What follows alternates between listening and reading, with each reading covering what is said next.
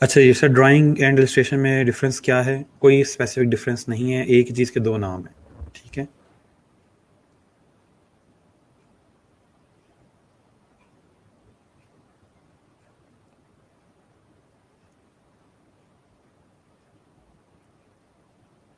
अच्छा सर, यहाँ मेरा नाम नहीं है। कहाँ पे आपका नाम नहीं है? अच्छा, 2007 वर्जन एमएस का इस पे काम हो जाएगा? नहीं, इस पे काम नहीं होगा। एटलीस्ट आपको एमएस ऑफिस का 2013 वर्जन चाहिए। उससे अबव हो सकता है, उससे बिलो जाएंगे तो काफ़ी फीचर्स मिसिंग होंगे।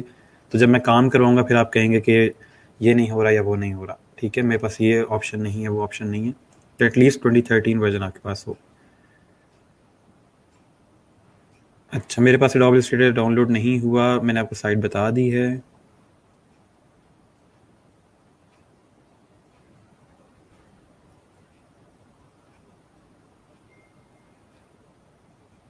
ठीक है सर, हम सारे आ गए तो एक्सपेंस बहुत ज़्यादा हो जाएगा। मैंने ये नहीं कहा कि मैं आपको परचेज़ करके दूंगा, मैंने सिर्फ ये पूछा कि आइसक्रीम खानी है, इसने खानी हो बाहर जाके खा सकता है। ओके जी, छोड़ दे, उस बेचारे को, चला गया है अब तक। अच्छा जी, गेट इनटू पीसी वाला भी डाउनलोड नहीं हुआ। माइट पीसी में इशू हो, लेकिन आप एक दफ़ा सर फयाज से कांटेक्ट कर लें। अब हम चलते हैं आज के लेक्चर की तरफ। ठीक हो गया।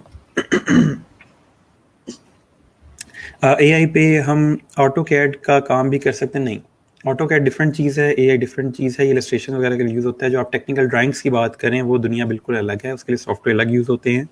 ये ग्राफिक डिज़ाइन का काम है जो हम इलस्ट्रेटर पे करेंगे। ठीक है, ओके जी। अभी हम स्टार्ट करते हैं आज का लेक्चर।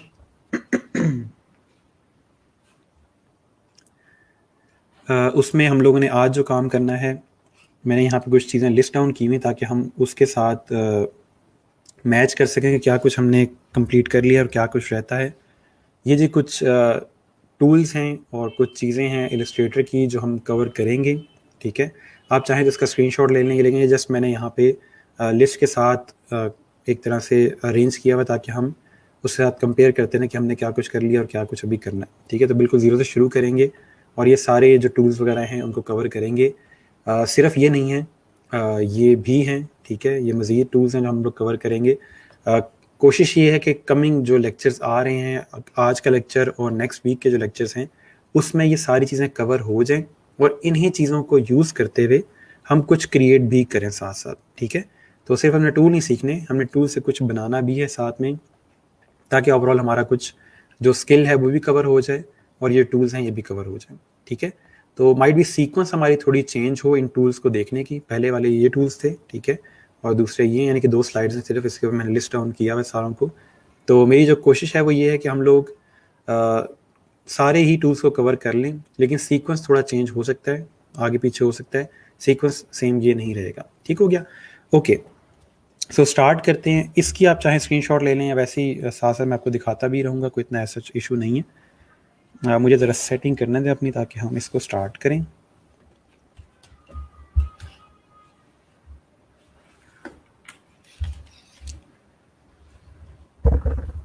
ओके जी, I think we are good to go. So सबसे पहले हम लोगों ने क्या करना है, हमने अपना एडोब इलस्ट्रेटर ओपन करना है इस तरह से। जिन लोगों के पास एडोब इलस्ट्रेटर है वो सिंपली इनको यहाँ से इस तरह से ओपन कर लेंगे।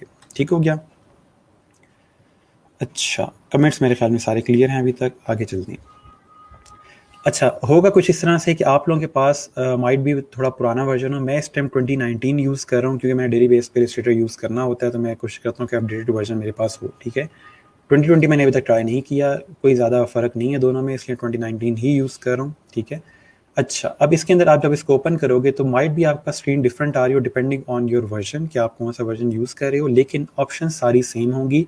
डिज़ाइन में या लेआउट में फ़र्क हो सकता है। ठीक है, यहाँ जो आपके सामने लेआउट आ रहा है, आपके साथ हो सकता है कोई और लेआउट क्रिएट हुआ, लेकिन ओवरऑल आपके ऑप्शन सेम होंगे। तो सबसे पहले आपने इसको ओपन करने के बाद क्या करना है, आपने एक नया आर्ट बोर्ड क्रिएट करना है जिसके ऊपर हम काम करेंगे। अब आर्ट बोर्ड क्या होता है, किसी और सॉफ्टवेयर को अगर यूज़ करें तो उसमें कैनवस का नाम दिया जाता है, यानी कि हमें एक एम्प्टी पेपर चाहिए जिसमें हम कुछ ड्रॉ करेंगे। ठीक है, तो उसके लिए हम आर्ट बोर्ड क्रिएट करते हैं। इलस्ट्रेटर में उसका नाम आर्ट बोर्ड है। ठीक है, ART और आगे बोर्ड, कि इस पर कोई आर्ट क्रिएट होगी। तो उसको क्रिएट करने के लिए हम सबसे पहले यहाँ से फाइल में जाएंगे और यहाँ से न्यू पे जाएंगे। ठीक है, Ctrl N प्रेस करें तब भी न्यू फाइल क्रिएट हो जाएगी, या सिंपल फाइल में जाके न्यू क्रिएट करेंगे। नॉर्मली हर सॉफ्टवेयर के अंदर हम यही काम करते हैं जब भी हम लोग कोई भी नई फाइल या नया कुछ क्रिएट कर रहे हो। ठीक है, फाइल में जाके न्यू पे क्लिक करेंगे तो उसके बाद हमारे सामने इस तरह से एक समझ लें कि बॉक्स ओपन हो जाएगा या मल्टीपल हमें ऑप्शंस दे रहा होगा ये। अब इसको देख के कंफ्यूज नहीं होना कि पता नहीं ये क्या आ रहा है, हम इसको थोड़ा ब्रेक डाउन करेंगे तो चीज़ें हमारे लिए मज़ीद ईजी हो जाएंगी। ठीक है, अच्छा अगर आपके वर्जन में ये चीज़ नहीं आ रही तो कोई बात नहीं, आपके वर्जन में जो चीज़ आएगी वो मैं आपको दिखाऊंगा। ठीक है, लेकिन याद रहे ऑप्शंस यही होंगी। ठीक है, जो भी आपके सामने चीज़ आ रही है सारी चीज़ें यही होंगी, ऑप्शन सेम होंगे, जस्ट इनकी प्लेसमेंट में फ़र्क हो सकता है। ठीक है, अच्छा अब सबसे टॉप पे अगर हम यहाँ पे देखें तो उसने ऑप्शन दी हुई है कि रिसेंट जो आपने आर्टबोर्ड्स क्रिएट किए हैं वो सारे दिए हैं कि अगर आपको उन्हीं में से कोई दोबारा चाहिए तो वो भी ले सकते हैं। फिलहाल हमें उनमें से कोई नहीं चाहिए। नेक्स्ट उसने सेव्ड कहा हुआ है कि आपने कोई सेव करके रखे हुए हैं, वो नहीं हमें चाहिए। आप कोई मोबाइल का डिज़ाइन क्रिएट कर रहे हैं तो उसके आर्टबोर्ड उसने ऑलरेडी क्रिएट किए हैं कि आईफोन एक्स के लिए कोई डिज़ाइन बना रहे हैं, आईफोन 8, 7, 6 कोई इसका डिज़ाइन क्रिएट करे तो वो सारे प्री सेट्स यहाँ पे अवेलेबल हैं।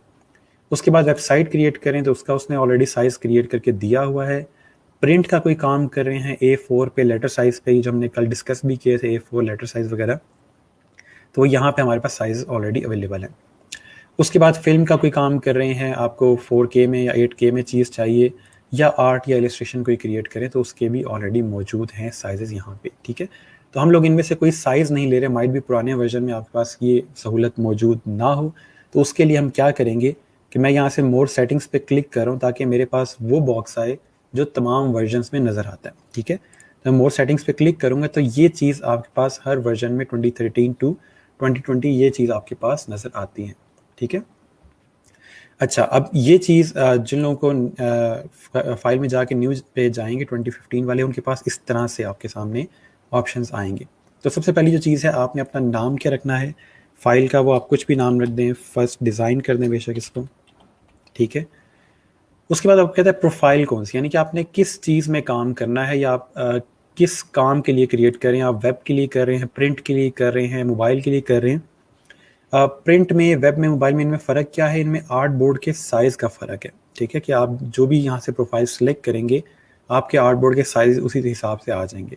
आप चाहें तो कस्टम भी कर सकते हैं, अपनी मर्ज़ी का आर्ट बोर्ड साइज़ भी यहाँ पे दे सकते हैं। ठीक है, ज़रूरी नहीं कि आपने यही यूज़ करने हैं, आप कस्टमाइज़ भी कर सकते हैं। फ़िलहाल हम लेट से वेब का करते हैं कि हमने कोई भी चीज़ ऑनलाइन पोस्ट करनी है, या आप चाहें तो यहाँ से एग्जैक्ट साइज़ भी सिलेक्ट कर सकते हैं। उसमें मल्टीपल साइज़ यहाँ पे आपको दिए हुए हैं। मैं यहाँ से लेट से करूँ वेब लार्ज। ठीक है, आप कोई भी साइज़ दे सकते हैं, हमने जस्ट प्रैक्टिस करनी है। फ़िलहाल हम कोई भी साइज़ पे काम कर सकते हैं, बट याद रहे कि आपके पास जो पिक्सल्स हों वो एटलीस्ट 1920 से अबव हों, या इसको मैं थोड़ा और आसान करने के लिए यहाँ पे मैं कर देता हूँ 2000। ठीक है, विड्थ हो उसकी और 2000 उसकी हाइट हो। ठीक है, ताकि चीज़ें थोड़ी सी क्लियर हो। मैंने आपको कल बताया कि जितने ज़्यादा पिक्सल्स होंगे उतना बेहतर आपका डिज़ाइन दिखने में लगेगा, उतना अच्छा लगेगा। ठीक है, तो हम यहाँ पे एटलीस्ट 2000 पिक्सल रखेंगे। आप चाहें तो 10,000 भी कर लें, बट इतना ज़्यादा ना कीजिएगा कि आपका सॉफ्टवेयर स्लो हो जाए। ठीक है, 2000 टू 3000 काफ़ी अच्छी एक तरह से रेजोल्यूशन बन जाती है। ठीक हो गया। अच्छा, इसके बाद हमने अगर यहाँ पे साइज़ चेंज किया तो उसने प्रोफाइल को कस्टमाइज़ कर दिया, क्योंकि हमने अपनी मर्ज़ी का साइज़ यहाँ पे ऐड कर दिया है। हम वेब वाला या प्रिंट वाला साइज़ यूज़ नहीं करे, तो उसने सिंपल यहाँ पे कह दिया कि आपने ये खुद चेंजेस कर लिए तो ये कस्टमाइज़ हो जाएगा। तो इसमें घबराने वाली चीज़ नहीं है, हमारा खुद ब खुद हमने साइज़ सेट किया तो वी आर ऑल गुड। ठीक है, उसके बाद यहाँ पे देखें तो नंबर ऑफ़ आर्ट बोर्ड्स पूछा है कि आपको कितने आर्ट बोर्ड्स चाहिए। फिलहाल हमें एक आर्ट बोर्ड काफ़ी है। आप चाहें तो यहाँ से इंक्रीज़ भी कर सकते हैं, चाहें तो यहाँ से डिक्रीज़ भी कर सकते हैं। इंक्रीज़ करेंगे तो आपसे पूछ रहा है कि आपको इन आर्ट बोर्ड्स के दरमियान स्पेसिंग कितनी चाहिए और ये किस तरह से अरेंज हुए, कितने कॉलम्स में अरेंज हुए हो। हम बाद में चल के दोबारा से मज़ीद आर्ट बोर्ड्स क्रिएट करके भी देख लेंगे। फ़िलहाल हम एक ही आर्ट बोर्ड से स्टार्ट कर रहे हैं। ठीक है, अच्छा इसके बाद अगर हम यहाँ पे देखें तो यहाँ पे यूनिट्स आ रहे हैं कि आपका जो ओवरऑल जो आर्ट बोर्ड होगा वो किस यूनिट में होगा। आपको पिक्सल्स में चाहिए तो पिक्सल्स में होगा, पॉइंट्स में चाहिए तो पॉइंट्स में भी क्रिएट कर सकते हैं। अगर आप कोई प्रिंट का काम करें तो आप यहाँ से इंचेस सेलेक्ट करेंगे। ठीक है, कभी कभी ऐसा होता है क्लाइंट आपको जो आर्ट बोर्ड का साइज़ देता है वो इंचेस में दे देता है, तो हम यहाँ से अपना जो यूनिट है वो इंचेस में करके और फिर काम करेंगे। फ़िलहाल जस्ट हमें क्योंकि पिक्सल्स का पता है पिक्सल्स क्या होते हैं, तो इसलिए हम लोग काम पिक्सल में ही करेंगे। ठीक है जी। नेक्स्ट वो पूछा ओरिएंटेशन कैसे रखनी है, यानी कि वर्टिकल हो यानी कि पोर्ट्रेट में, या हॉरिजॉन्टल हो। तो हमारा क्योंकि स्क्वायर में आर्ट बोर्ड बन रहा है, विड्थ और हाइट सेम है, तो ये मैटर नहीं करता कि ये पोर्ट्रेट में हो या लैंडस्केप में हो, ठीक है। तो ये भी आगे चल के हम साथ साथ देखेंगे, जब मजीद आर्ट बोर्ड्स क्रिएट करेंगे तो वहाँ पे भी ये चीज़ क्लियर हो जाएगी। नेक्स्ट ब्लीड है। ब्लीड क्या होती है इसको हम देखेंगे जब हम प्रिंट का काम करेंगे, वहाँ मैं आपको बताऊंगा कि ब्लीड किसको कहते हैं। फिलहाल क्योंकि हम लोग ऑनलाइन या वेब के लिए काम कर रहे हैं, जो कि हम लोगों ने प्रिंट नहीं करना, तो फिलहाल हमें ब्लीड की ज़रूरत नहीं है, लेकिन ये आगे चल के मैं आपको समझाऊंगा कि ब्लीड क्या होता है, ठीक है। उसके बाद यहाँ पे कुछ एडवांस ऑप्शंस हैं, इसको भी देख लें। यहाँ पे ये बड़ी ज़रूरी चीज़ है, ये याद रखिएगा। यहाँ पे उसे दिया हुआ कलर मोड, ठीक है। हमने क्योंकि यहाँ से वेब सेलेक्ट किया था तो उसने कलर मोड रखा हुआ है RGB, यानी कि रेड, ग्रीन और ब्लू।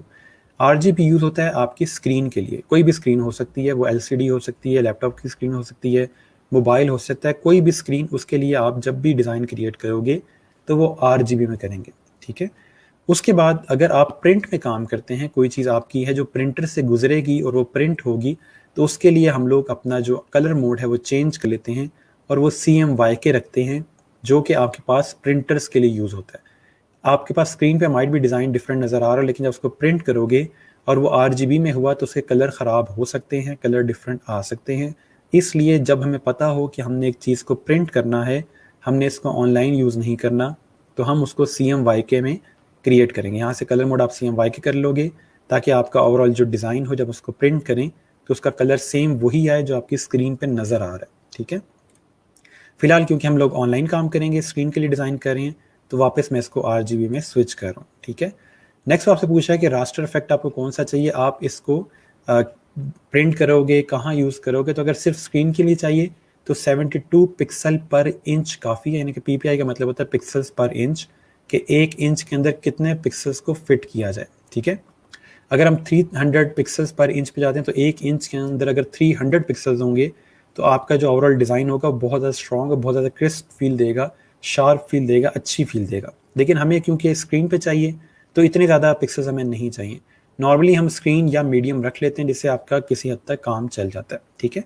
तो फिलहाल हम इसको बेशक यहाँ से मीडियम कर लें, यानी कि ना बहुत ज़्यादा लो हो ना बहुत ज़्यादा हाई हो, ठीक है। अच्छा, CMYK से क्या बनता है? CMYK के लिए सायान, मेजेंटा, येलो और ब्लैक के लिए ये CMYK यूज़ होता है। सायान, मेजेंटा और येलो ये कलर्स हैं, ब्लैक भी कलर है, तो ये डिफरेंट कलर से मिलके कलर बनते हैं। RGB रेड, ग्रीन, ब्लू है जो कि प्राइमरी कलर्स हैं, तो इनसे भी कलर बन रहे होते हैं डिफरेंट। तो ये जस्ट कलर मोड्स हैं जो मैंने आपको समझा दिया किस तरह बनते हैं, ठीक है। प्रीव्यू मोड को फिलहाल चेंजने की ज़रूरत नहीं है, डिफ़ॉल्ट ही रहने दीजिएगा। इन तमाम ऑप्शंस के अंदर अगर कोई क्वेश्चन हो तो पूछ लें, फिर हम आगे चलते हैं। अगर आपको ये चीज़ क्लियर है तो कमेंट में क्लियर लिख दें, ताकि मुझे पता हो कि आपको यहाँ तक चीज़ें समझ आ रही हैं। अच्छा, मैं कमेंट्स देख लूँ साथ साथ आपके।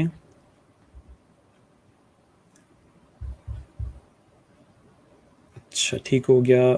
टूल सेम है, हमें तो 2015 मिला है, इट्स फाइन। 2015 में ये सब कुछ मौजूद है, इसलिए कोई टेंशन वाली बात नहीं है। सर प्लीज़ अभी नहीं करें, हम रुक नहीं सकते, ठीक है। मैं ये कर दूंगा, आप जब बाद में आपका सॉफ्टवेयर इंस्टॉल होता है तो उसके बाद भी आप देख सकते हैं। जिन लोगों के पास अभी तक सॉफ्टवेयर इंस्टॉल नहीं हुए वो साथ साथ नोट्स बना लें या स्क्रीनशॉट लेते हैं इन चीज़ों की, ताकि जब सॉफ्टवेयर इंस्टॉल हो जाए वीकेंड पे तो फिर वो भी इस पर काम कर सके, ठीक है। अच्छा सर, यहाँ पे नहीं आ रहा जो बता रहे हैं, अगर आ गया है तो वो कमेंट में लिख दें, अगर स्टिल नहीं आया तो भी बता दें। जिनके सॉफ्टवेयर इंस्टॉल नहीं हो रहे वो क्या करें, मैंने आपको बता दिया कि वो नोट्स लें और साथ साथ स्क्रीनशॉट लेते जाएं, ताकि जब सॉफ्टवेयर इंस्टॉल हो जाए तो वो ये चीज़ें सारी रिपीट कर सकें। सर फयाज से कांटेक्ट नहीं हो रहा, आप उनका नंबर मौजूद है और उनका फॉर्म भी मौजूद है। अगर आपको 24 घंटे के अंदर रिप्लाई नहीं आता सर फयाज से तो आप मुझे बताएं। अच्छा, अटेंडेंस डन हो गया, कुछ भी क्लियर नज़र नहीं आ रहा। जिन लोगों के पास स्ट्रीमिंग क्लियर नहीं आ रही, अब वो वेट कर लें, जस्ट देखते रहें बैठ के। जब यहाँ से लेक्चर ख़त्म होगा तो फिर आपके पास जो वीडियो होगी वो HD में प्ले कीजिएगा, फिर आपको चीज़ें ज़्यादा क्लियर हो जाएंगी, ठीक है। वो स्ट्रीमिंग आपके इंटरनेट की वजह से ज़रा लो में रन हो रही होती है। ओके जी, अच्छा, ठीक हो गया, ठीक हो गया, क्लियर है, क्लियर है, क्लियर है, क्लियर है, ठीक है। चलें, खुशी की बात है कि आपको चीज़ें समझ आ रही हैं। 2015 चल जाएगा, ठीक है, कोई इशू नहीं है इसमें। CMYK जो आपने किया तो येलो मार्क आया था, वो क्यों सर? वो इसलिए था क्योंकि हमने प्रोफाइल जो थी वो वेब रखी हुई थी, वो कह रहा था कि आप वेब में जाके CMYK यूज़ कर रहे हो, तो इसलिए उसने हमें एक तरह से प्रॉम्प्ट किया था कि आप अपने होशो-हवास में हो कि आप वेब के लिए CMYK यूज़ करें, तो इसलिए उसने हमें बता दिया कि यहाँ पे कलर मोड चेंज होने से आपका ओवरऑल जो कलर इफेक्ट है वो चेंज होगा, ठीक है। रास्टर इफेक्ट रिपीट कर दें। रास्टर इफेक्ट जो है आपके पास वो सिर्फ इसलिए होता है कि आपके पास जो फाइनल प्रिंट आएगा या आपके पास जो फाइनल डिज़ाइन आएगा, जो आउटपुट आएगा, उसमें पर इंच कितने पिक्सल्स होने चाहिए वो हम यहाँ से सेट कर रहे होते हैं। इसमें इसको ज़्यादा कॉम्प्लिकेट करने से बेहतर ये है कि आप जब भी अपना डिज़ाइन क्रिएट कर रहे हो तो उसको मीडियम पे रख लो, इतना अच्छा डिज़ाइन बन जाता है कि उससे गुजारा चल जाता है। ठीक है, यूनिट्स मैंने आपको बताया कि जब भी हम लोग किसी चीज़ को नंबर दे रहे होते हैं या आर्टबोर्ड क्रिएट कर रहे होते हैं तो उसके कुछ यूनिट्स होते हैं कि आपको ये चीज़ पिक्सल्स में चाहिए, पॉइंट्स में चाहिए या इंचेस में चाहिए। नॉर्मली पॉइंट्स, इंचेस और पिक्सल्स यूज़ हो रहे होते हैं। फिलहाल क्योंकि हमें पिक्सल्स का पता है कि वो क्या होते हैं तो हम लोग पिक्सल्स यूज़ कर रहे हैं। जब हम कोई प्रिंट का काम करेंगे तो वहाँ पे हम इंचेस यूज़ करेंगे। ठीक है, तो नॉर्मली पॉइंट्स, इंचेस या पिक्सल्स यूज़ होते हैं इसके लिए। प्रीव्यू मोड क्या होता है? प्रीव्यू मोड का मतलब ये है कि आपको एंड पे जो आर्टबोर्ड देखना है वो किस तरह नज़र आना चाहिए। तो नॉर्मली हम डिफ़ॉल्ट ही यूज़ करते हैं क्योंकि वही ज़्यादा बेहतर है और वही यूज़ करना आसान है। अच्छा जी, आरजीबी शार्प कलर होते हैं, सीएमवाई के थोड़े डल होते हैं, ऐसा क्यों? आरजीबी शार्प इसलिए आपको स्क्रीन पे नज़र आ रहे होते हैं क्योंकि वो स्क्रीन के लिए ही बने हैं। सीएमवाई के डल इसलिए होते हैं क्योंकि वो प्रिंट के लिए बने हुए हैं, वो आपकी स्क्रीन के लिए नहीं बने हुए। इसलिए आपके जो सीएमवाई के कलर है वो स्क्रीन के ऊपर थोड़ा डल नज़र आता है। ठीक है, जब हम उसके बाद उसको एक्सपोर्ट करके और प्रिंट करेंगे तो सीएमवाई के और आरजीबी बिल्कुल सेम नज़र आएगा। ठीक है, सर एक फिर रिपीट कर दें, मैं दोबारा से रिवाइज़ कर रहा हूँ सारी चीज़ों को। हमने यहाँ पे नाम दिया अपनी ओवरऑल फाइल का, उसके बाद हम लोगों ने यहाँ से आर्टबोर्ड सेलेक्ट किए, हमें फ़िलहाल जस्ट एक आर्टबोर्ड चाहिए। उसके बाद हम लोगों ने यहाँ से अपनी जो विड्थ है और हाइट है वो 2000 रखी है, मिनिमम चाह रहे हैं 2000 हो। यूनिट हमने यहाँ से पिक्सल रखे हैं, ओरिएंटेशन आप यहाँ से चेंज कर सकते हो। फॉर एग्जांपल अगर मैं यहाँ पे इसको 3000 हाइट करता हूँ तो ये हाइट ज़्यादा हो जाएगी, विड्थ कम हो जाएगा। मैं यहाँ से अगर ओरिएंटेशन चेंज करता हूँ तो ये देखें स्विच हो गया है, विड्थ अब 3000 होगी और हाइट जो है वो 2000 होगी। ठीक है, तो आपसे पूछ है कि आपको ओरिएंटेशन कैसे चाहिए, क्या आपको हाइट ज़्यादा चाहिए और विड्थ कम चाहिए या विड्थ ज़्यादा चाहिए और हाइट कम चाहिए। ठीक है, तो यहाँ से आप चेक कर सकते हो, जैसे जैसे मैं चेंज करूँगा यहाँ पे भी विड्थ और हाइट भी चेंज होती जाएगी साथ साथ। ठीक है, ओके, वैसे हम दोबारा इसको 2000 कर लेते हैं क्योंकि हमने पहले डिफ़ॉल्ट वही रखा हुआ था। ब्लीड आज हम लोग नहीं देख रहे, ब्लीड थोड़ी सी डिफ़िकल्ट चीज़ है, वो जब हम थोड़ा डिज़ाइन समझेंगे उसके बाद ब्लीड भी आपको समझ आ जाएगी। ठीक है, नेक्स्ट हम लोग कलर मोड देखें। आरजीबी आपका स्क्रीन के लिए यूज़ होगा जब भी आपने चीज़ सोशल मीडिया के लिए या स्क्रीन के लिए क्रिएट करनी है, जो चीज़ स्क्रीन पे डिस्प्ले होगी उसके लिए आरजीबी कलर मोड होगा। जो चीज़ कभी प्रिंट के लिए आप क्रिएट कर रहे हो, बिजनेस कार्ड है, लेटर हेड है, ब्रोशर है, फ्लायर हैं, पोस्टर हैं, जो कि आपको पता है कि प्रिंट होना है, उसके लिए आप CMY का यूज़ करोगे। ठीक हो गया। रास्टर इफेक्ट मैंने आपको बता दिया कि हम लोग इसको मीडियम पे ही रखेंगे, बाकी प्रीव्यू मोड हमने इसको डिफ़ॉल्ट करना है। ठीक हो गया। कस्टम साइज़ का मतलब ये है, कस्टम साइज़ हमने यहाँ से कोई साइज़ नहीं सिलेक्ट किया, हमने खुद से 2000 बाई 2000 रखा है जो कि यहाँ पे अवेलेबल नहीं था। ठीक है, तो इसलिए इसको कस्टम साइज़ वो कह रहा है।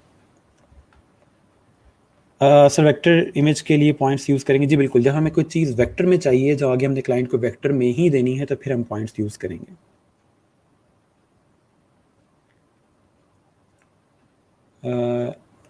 RGB पे ख़तरे वाला साइन आ रहा है, वो ख़तरे वाला साइन इसलिए आ रहा है क्योंकि आपने टॉप से प्रोफाइल अपनी प्रिंट की हुई है और अब यहाँ से RGB सेलेक्ट करें तो इसलिए वो आपको चेंज कर रहा है। ठीक है, तो यहाँ से अपनी प्रोफाइल वेब करके और फिर आगे करें। ओके, अच्छा, अगर आप मेरे साथ साथ काम करोगे तो माइट भी आप पीछे वाले में स्टक हो जाए और मैं थोड़ा सा आगे निकल जाऊँ, तो बेहतर ये है कि आप जस्ट बैठ के देखो जो मैं कर रहा हूँ और बाद में आज शाम को बैठ के वो सारा काम दोबारा रिपीट कीजिएगा और फिर कोई इशू आता तो फिर मुझे स्क्रीनशॉट सेंड करें कि सर ये मसला था और ये नहीं हो रहा मेरे से। ठीक है, वो चीज़ ज़रा बेहतर होगी बजाय इसके कि आप अभी मेरे साथ साथ करोगे और उसके बाद ये होगा कि फिर एंड पे आप पीछे रह जाओगे, मैं आगे निकल जाऊँगा। अच्छा जी, सर इस कोर्स का स्केड्यूल कब मिलेगा? कोर्स का स्केड्यूल तो कोई भी नहीं है, सिर्फ आपको मैंने बता दी क्लास के टाइमिंग्स क्या हैं, वो ग्रुप में मेंशन है। ठीक है, 2 बजे क्लास आपकी स्टार्ट होती है मंडे थर्सडे और आई गेस 11:45 का टाइम है आपकी फ्राइडे क्लास का। कल वैसे छुट्टी होगी आपकी क्योंकि 14 अगस्त है, इसलिए कल क्लास नहीं होगी। ठीक है, ओके जी, अब इसको बिस्मिल्लाह करके हम यहाँ से क्रिएट करने जा रहे हैं, यहाँ से क्लिक करें। अच्छा जी, हो सकता है ठीक हो गया सर। 1920 से कम कम नहीं हो सकता क्या? कम ले सकते हैं, लेकिन उसमें बात यह है कि आपके पिक्सल जितने कम होंगे आपके पास फ्रीडम उतनी कम होती जाएगी। पिक्सल जितने ज़्यादा होंगे आप उतना अच्छा परफॉर्म कर सकते हैं, उतना शार्प आपका इमेज आएगा। ठीक है, अच्छा सर, आप कितने पेशेंट हैं, बार बार रिपीट कर रहे हैं, हमारे टीचर तो गुस्से में आ जाती हैं रिपीट करने पे। नहीं, ऐसा कोई मसला नहीं है, क्योंकि आपके लिए चीज़ बिल्कुल न्यू है। मुझे बार बार रिपीट करने में कोई मसला नहीं है। जब तक आपको समझ नहीं आएगी मैं आगे नहीं जाऊँगा, ठीक है। अच्छा, ठीक हो गया। अब जी ये हमारे पास हमारा आर्ट बोर्ड आ गया जो हमने एक क्रिएट किया था। मैं अब जस्ट बेसिक चीज़ें आपको पहले बताऊंगा ताकि हम लोग बेसिक काम कर सकें। सबसे पहले मैंने अभी कोई क्लिक नहीं किया, कुछ नहीं किया, ठीक है। मैं जस्ट क्रिएट डॉक्यूमेंट पे क्लिक किया था जहाँ से हमारे पास ये सब कुछ सामने आ गया, ठीक है। सबसे पहला जो आपने काम करना है वो यहाँ टॉप पे जाना है, असेंशियल क्लासिक्स यहाँ पे लिखा आ रहा है। आपने यहाँ पे जाके इसी ऑप्शन को सेलेक्ट करना है जो सामने आ रहा है। इसके अलावा अगर आपके पास कोई ऑप्शन आ रहा है तो आपने कोशिश करनी है कि आपका एसेंशियल्स क्लासिक सिलेक्ट हुआ। अब ये है क्या चीज़, अगर हम यहाँ पे देखें तो कुछ जाने पहचाने नाम हमारे पास सामने लिखे आ रहे हैं। टाइपोग्राफी लिखा आ रहा है, ट्रेसिंग लिखा आ रहा है, प्रिंटिंग लिखा आ रहा है, पेंटिंग लिखा आ रहा है। अब इलस्ट्रेटर करता क्या है कि आपकी आसानी के लिए, अगर मुझे पता है कि मैंने आर्टबोर्ड क्रिएट करके पेंटिंग करनी है तो मैं यहाँ से पेंटिंग वाला सिलेक्ट करूँगा, तो मेरे सामने जितने भी टूल्स हैं वो पेंटिंग से रेलिवेंट आ जाएंगे, ठीक है। इलस्ट्रेटर खुद मेरे सामने वो टूल रख देगा जो पेंटिंग से रेलिवेंट है, ताकि मैं आसानी से पेंटिंग कर सकूँ, डिजिटल पेंटिंग, ठीक है। इसके अलावा अगर आपने टाइपोग्राफी का कोई काम करना है, मैं टाइपोग्राफी सिलेक्ट करता हूँ तो फॉन्ट से रेलिवेंट जितना भी काम है वो मेरे सामने रख देगा, ठीक है। लेकिन फिलहाल हम ऐसा कुछ नहीं कर रहे, तो हम क्या करेंगे, हम एसेंशियल्स क्लासिक सिलेक्ट करेंगे ताकि जो बेसिक टूल हैं जस्ट वो हमारे सामने है, ठीक है। ठीक है, तो इस तरह से ओवरऑल हमारे सामने ये सारे टूल्स आ जाएंगे। तो ये हमने पहला ऑप्शन जो सिलेक्ट किया है वो एसेंशियल्स क्लासिक है, ताकि हमारा जो ओवरऑल वर्क स्पेस है वो रीसेट हो जाए। इस पूरे को कहते हैं वर्क स्पेस, और हमारा जो वर्क स्पेस है वो सारा रीसेट हो गया, ठीक हो गया। अच्छा, इसके बाद मैं नेक्स्ट आपको जो काम बताने जा रहा हूँ वो जूम इन और जूम आउट का है, कि हम लोगों ने अगर आर्टबोर्ड में जूम इन करना है या जूम आउट करना है तो वो कैसे करेंगे। एक ऑप्शन आपके पास यहाँ पे आ रहा है जूम का, ठीक है। इसको अगर प्लस करेंगे तो आप जूम इन होते जाएंगे, ठीक है। और अगर आप इसको ऑल्ट प्रेस करके क्लिक करेंगे तो जूम आउट होते जाएंगे, ठीक है। ऑल्ट प्रेस करके करेंगे तो जूम आउट होंगे, और उसके बाद अगर आप यहाँ से सिंपल क्लिक करेंगे तो जूम इन होते जाएंगे अपने आर्टबोर्ड के अंदर, ठीक है। ये चीज़ काफ़ी ज़्यादा यूज़ होती है। इसके अलावा इसका शॉर्टकट ये है कि अगर आप सिंपल अपना ऑल्ट प्रेस करके और अपने माउस का जो आपका रोटेशन वाला वो होता है, इसको नॉट श्योर कहते हैं कि rotation wheel, yes, rotation wheel जो होता है आपके माउस का, उसको अगर जूम इन करेंगे और जूम आउट करेंगे यानी उसको मूव फ्रंट करेंगे तो वो जूम इन होगा, और अगर उसको जूम आउट करेंगे तो वो जूम यानी कि वापस रोटेट करेंगे तो जूम आउट करेगा। करना ये आपने ऑल्ट प्रेस करके, ठीक है। मैंने ऑल्ट प्रेस करके रखा हुआ है, मैं माउस का जो ओवरऑल व्हील है उसको फ्रंट पे लेके जाता हूँ तो जूम इन कर रहा है, और अगर मैं इसको वापस लेके आता हूँ तो ये इसको इस तरह से जूम आउट कर रहा है। तो ये हमारे पास हमारा आर्ट बोर्ड क्रिएटेड है, ठीक है। तो हमने जो पहली चीज़ देखी वो हमारे पास जूम इन और जूम आउट का ऑप्शन है जो कि यहाँ से आएगा, ठीक है। मैंने यहाँ पे क्लिक किया, मैग्नीफाइंग ग्लास बना हुआ है जो कि बता रहा है कि ये जूम का ऑप्शन है। अगर Z प्रेस करेंगे तो उससे भी ये ऑप्शन आ जाएगा, ठीक है। स्क्रॉल करने के लिए अगर ऊपर नीचे जाना है तो आप सिंपल माउस से इस तरह से, अगर विदाउट ऑल्ट प्रेस की अगर आप करेंगे तो ये ऊपर नीचे इस तरह से जाता रहेगा, ठीक है। साथ साथ चीज़ें हम और ज़्यादा यूज़ करते जाएंगे। कंट्रोल प्लस और कंट्रोल माइनस से भी जूम इन जूम आउट हो सकता है, ठीक है। याद रहे कि एक ही काम करने के इलस्ट्रेटर में मल्टीपल मेथड्स हैं। अगर आपको कोई और ऑप्शन मिलता है तो आप उसको भी यूज़ कर सकते हैं। ये नहीं टेंशन नहीं लेनी कि पता नहीं यहाँ पे और चीज़ लिखी हुई है, हमने कुछ और पढ़ा है। तो मल्टीपल मेथड्स हैं एक ही काम करने के। जब भी कोई भी टूल डिज़ाइन होता है और उस टूल के अंदर कुछ स्पेसिफिक काम बार बार किए जाते हैं तो उस काम को करने के लिए मल्टीपल ऑप्शंस रखे जाते हैं ताकि डिफरेंट मेथड के साथ जल्द से जल्द काम किया जा सके, ठीक है। अच्छा, वापस आते हैं हम यहाँ पे कमेंट्स में। I only have essential option. अगर सिर्फ एसेंशियल्स का ऑप्शन आया तो जस्ट एसेंशियल सेलेक्ट कर लें, सेम चीज़ है, ठीक है। अच्छा, ये सिंपल Z प्रेस करने से भी जूम का ऑप्शन आ जाता है, ठीक हो गया। अब जब किसी भी आप टूल पे जाओगे वो आपको बता देगा कि इसका शॉर्टकट क्या है, ठीक है। अच्छा, सर एडोब फोटोशॉप सिखा दिया आपने? नहीं जी, अभी हमारी आज 4th क्लास है, कोई हमारे बच्चे इतने तेज़ नहीं है कि हम एक लेक्चर के अंदर फोटोशॉप सीख लेंगे। हमने स्टार्ट इलस्ट्रेटर से किया है, ये हमारा पहला टूल है, ठीक है। फोटोशॉप हम साथ साथ उसको भी स्टार्ट करेंगे, लेकिन फ़िलहाल क्योंकि ग्राफिक डिज़ाइन का काम है और ग्राफिक डिज़ाइन में ज़्यादातर इलस्ट्रेटर यूज़ होता है, आर्ट में फ़ोटोशॉप ज़्यादा यूज़ होता है, और ग्राफिक डिज़ाइन के अंदर इलस्ट्रेटर ज़्यादा यूज़ होता है, तो इसलिए हम इलस्ट्रेटर स्टार्ट कर रहे हैं। अच्छा जी, कैनवस को मूव कैसे करवाते हैं वो भी हम कर लेते हैं। अच्छा, याद रहे कैनवस को हम एक्चुअल में मूव नहीं कर रहे होते, जो आप चीज़ पूछ रहे हैं कैनवस को कैसे मूव करते हैं, हम अपना व्यू चेंज कर रहे होते हैं। वो कैनवस नहीं मूव हो रहा था, वो होता किस तरह से है कि फॉर एग्जांपल मैं दोबारा से इसमें जूम इन करता हूँ और इस तरह से आपका जो ओवरऑल कैनवस है मूव होगा। अभी मैं कैसे कर रहा हूँ, मैं स्पेस बार प्रेस करके रखता हूँ तो मेरे पास मेरा जो कर्सर है वो हैंड टूल में चेंज हो जाता है इस तरह से, ठीक है। मैंने अपना स्पेस बार प्रेस करके रखा हुआ है और मेरा जो कर्सर है वो हैंड टूल में चेंज हो गया। अब मैं क्लिक करके ड्रैग करूंगा तो मेरा इस तरह से जो व्यू है वो चेंज हो रहा है। अभी मैं टॉप पे हूँ कैनवस के, मैं यहाँ से क्लिक करके ड्रैग करूंगा तो मैं बॉटम पे आ जाऊंगा, ठीक है। दोबारा स्पेस बार प्रेस रखा हुआ, मैंने स्पेस बार नहीं छोड़ा। मैं दोबारा क्लिक करके ड्रैग करूंगा ऊपर की तरफ तो मेरा टॉप वाला व्यू आ जाएगा। और अगर मैं मूव करके बॉटम पे आऊँगा तो इस तरह से मेरे सामने जो आर्टबोर्ड का बॉटम वाले एरिया है वो सामने आ जाएगा। अब जैसे ही मैं आर्टबोर्ड छोड़ूंगा तो इस तरह से मेरे पास वापस जो मैंने टूल सेलेक्ट किया हुआ था वो टूल आ जाएगा, ठीक है। इसके अलावा आपने किसी स्पेसिफिक एरिया में अगर जूम करना है तो आप क्लिक करके ड्रैग करोगे तो वो स्पेसिफिक एरिया में आपको ले आएगा, ठीक है। मैं दोबारा आपको दिखा दूं, ऑल्ट प्रेस करके जूम आउट कर रहा हूँ। मैंने स्पेसिफिक किसी एरिया में जूम इन करना है तो मैं इस तरह से क्लिक करके ड्रैग कर रहा हूँ। मैंने कोई कीबोर्ड की नहीं प्रेस की हुई, जस्ट जूम सेलेक्ट करके और क्लिक करके ड्रैग कर रहा हूँ तो इस तरह से वो उसको स्पेसिफिक एरिया के अंदर जूम इन कर देगा। अभी हम कुछ ऑब्जेक्ट्स क्रिएट करेंगे तो उससे ज़्यादा आपको क्लियर हो जाएगा कि हम किस तरह जूम इन जूम आउट कर रहे हैं। मैं वापस जूम आउट करता हूँ, ठीक है, और इसको बिल्कुल सेंटर में आपके आर्टबोर्ड को ले आता हूँ। याद रहे हैंड वाले टूल से आर्टबोर्ड मूव नहीं हो रहा, हमारा व्यू मूव हो रहा है। आर्टबोर्ड कैसे मूव करते हैं वो हम आगे चल के देखेंगे, ताकि आप इस चीज़ को मिक्सअप ना करो। कल को कोई आपसे पूछे कि आर्टबोर्ड को मूव करके दिखाएं और आप यूं करके मूव करें, ये आर्टबोर्ड नहीं मूव हो रहा, ये हमारा व्यू मूव हो रहा है कि हमारी जो आंख है उसके सामने हम आर्टबोर्ड को रख रहे हैं, ठीक है। आर्टबोर्ड को मूव करना वो डिफरेंट चीज़ है, मैं आपको दिखाऊंगा कहाँ से होती है, ठीक है। ओके जी, अब वापस आते हैं। कैनवस मींस कैनवस आर्टबोर्ड इसको कहते हैं, जो आपके सामने वाइट एरिया आ रहा है, जो भी हम काम करेंगे, जो भी हम डिज़ाइन करेंगे वो इस एरिया में करेंगे। इसको कैनवस या इसको आर्टबोर्ड कहा जाता है। इलस्ट्रेटर की ज़ुबान में इसको आर्टबोर्ड ही कहते हैं, तो हम भी फ़िलहाल आर्टबोर्ड का वर्ड ही यूज़ करेंगे। अच्छा जी, सर कोई सॉफ्टवेयर यूज़ करें जिससे आपकी जो की प्रेस करते हैं वो हमें नज़र आए। मैंने एक सॉफ्टवेयर इंस्टॉल करके देखा था बट वो उस तरह से काम नहीं किया। मैं अभी एक और सॉफ्टवेयर ढूंढ रहा हूँ जिससे आपकी जो मेरी की होती है वो आपको नज़र आ जाए।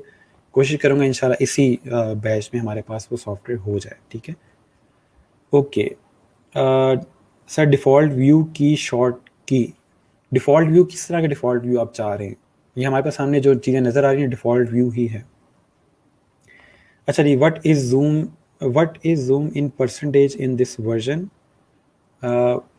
किस चीज़ की परसेंटेज आप चाह रहे हैं? यहाँ पे हमारे सामने सिंपल जो जूम इन आ रहा है, यहाँ पे आपके सामने बॉटम पे परसेंटेज आ रही है। आप चाहें जितना मर्जी परसेंटेज इसकी इंक्रीज़ कर सकते हैं, ठीक है। यहाँ से फिट ऑन स्क्रीन करेंगे तो बिल्कुल आपकी स्क्रीन पे फिट आ जाएगा आर्टबोर्ड। और अगर यहाँ से परसेंटेज कम ज़्यादा करना चाहते हैं तो आप यहाँ से कम कर सकते हैं, जूम इन कर लेगा उसको, ठीक है। तो ये वो परसेंटेज यहाँ पे आ रही है।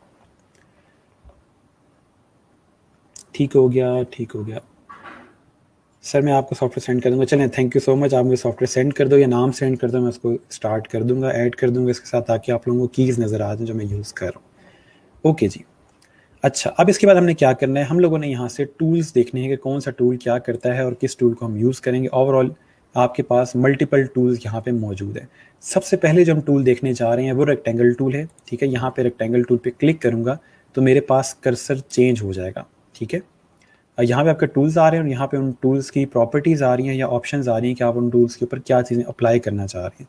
फ़िलहाल हम जस्ट यहाँ से रेक्टेंगल टूल सेलेक्ट कर रहे हैं और मैं सिंपल यहाँ पे एक रेक्टेंगल इस तरह से क्रिएट करता हूँ। अब इस रेक्टेंगल में ना कोई कलर है ना कुछ और इसमें नज़र आ रहा है, जस्ट हमें यहाँ पे उसकी आउटलाइन नज़र आ रही है। अगर मैं यहाँ से इसको जूम इन करूँगा, ठीक है, तो इस तरह से मैं इस रेक्टेंगल के मज़ीद करीब जा सकता हूँ। स्टिल मेरे पास रेक्टेंगल टूल सेलेक्टेड है, मैं चाहूँ तो एक और रेक्टेंगल भी क्रिएट कर सकता हूँ इस तरह से, ठीक है। तो ये मल्टीपल रेक्टेंगल मेरे पास आ गए हैं। पुराने वाला जो रेक्टेंगल था उसको अगर हम देखें तो उसकी यहाँ से कुछ आउटलाइन नज़र आ रही है, लेकिन उसके अंदर हमें कोई कलर नज़र नहीं आ रहा। इनमें कलर कैसे करना है उसका तरीका मैं आपको बता देता हूँ। यहाँ सिंपल हमारे पास दो सिलेक्शन टूल्स हैं, एक है डायरेक्ट सिलेक्शन टूल और एक है सिलेक्शन टूल। ये डायरेक्ट सिलेक्शन टूल है और ये सिलेक्शन टूल है। फिलहाल हम सिलेक्शन टूल से स्टार्ट करते हैं। मैं इस पर क्लिक करूँगा और अपने रेक्टेंगल को सिलेक्ट करता हूँ, तो मेरा जो सिलेक्शन टूल है वो रेक्टेंगल को सिलेक्ट कर रहा है।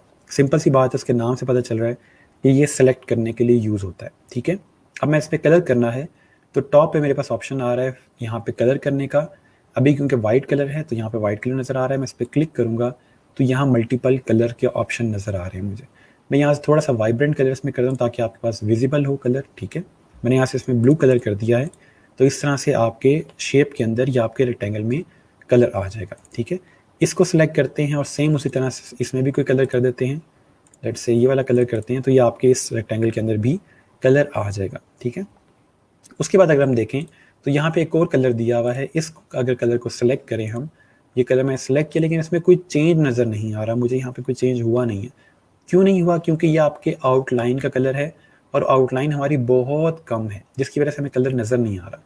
तो मैं इसको सिलेक्ट करूँगा और यहाँ से अपनी जो आउटलाइन है या जिसको स्ट्रोक कहा जाता है इलस्ट्रेटर की ज़बान में, उसको मैं करूँगा इंक्रीज़।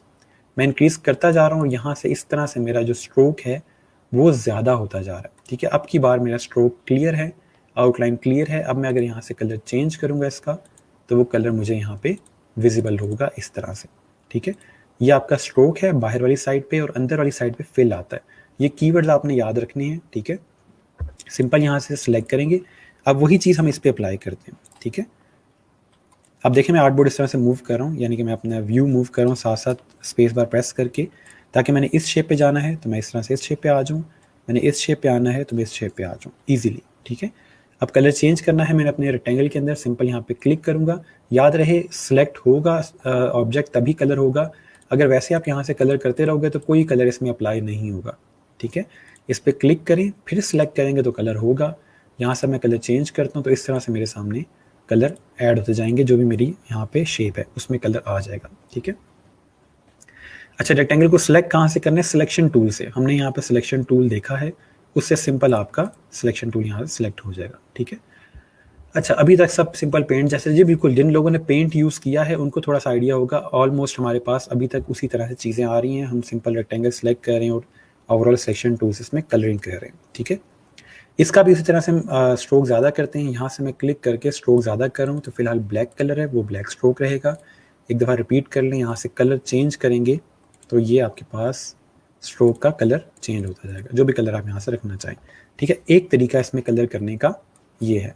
दूसरा तरीका क्या है कलर करने का? यहाँ से क्लिक करें और ये आपके पास बॉक्सेस नज़र आ रहे हैं जो कि बता रहा है कि ये फिल के लिए है।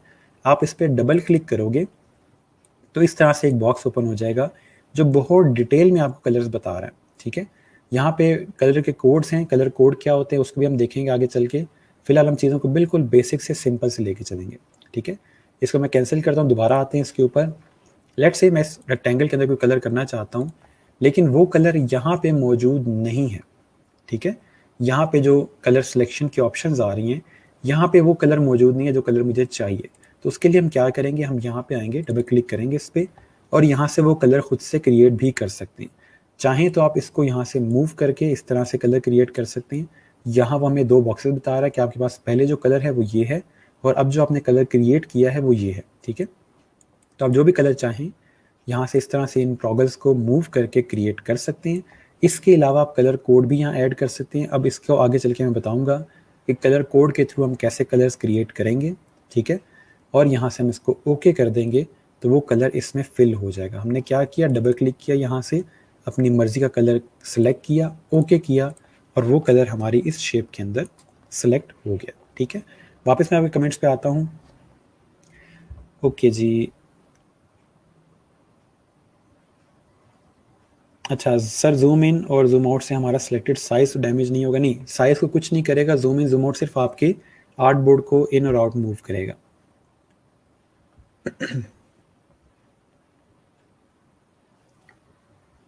अच्छा जी, ठीक हो गया।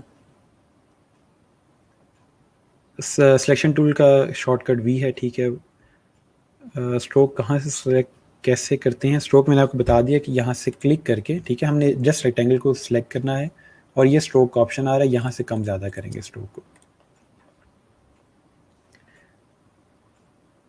स्ट्रोक कहते हैं आउटलाइन को। ठीक है, जो जिनको नहीं आइडिया हो रहा कि स्ट्रोक क्या चीज़ है, ये जो आउटलाइन कलर आपके पास आ रहा है इसको स्ट्रोक कहते हैं। ठीक है, स्ट्रोक का पर्पज़ ये होता है किसी चीज़ को आपने आउटलाइन देनी है तो उसके लिए हम लोग स्ट्रोक यूज़ कर रहे होते हैं।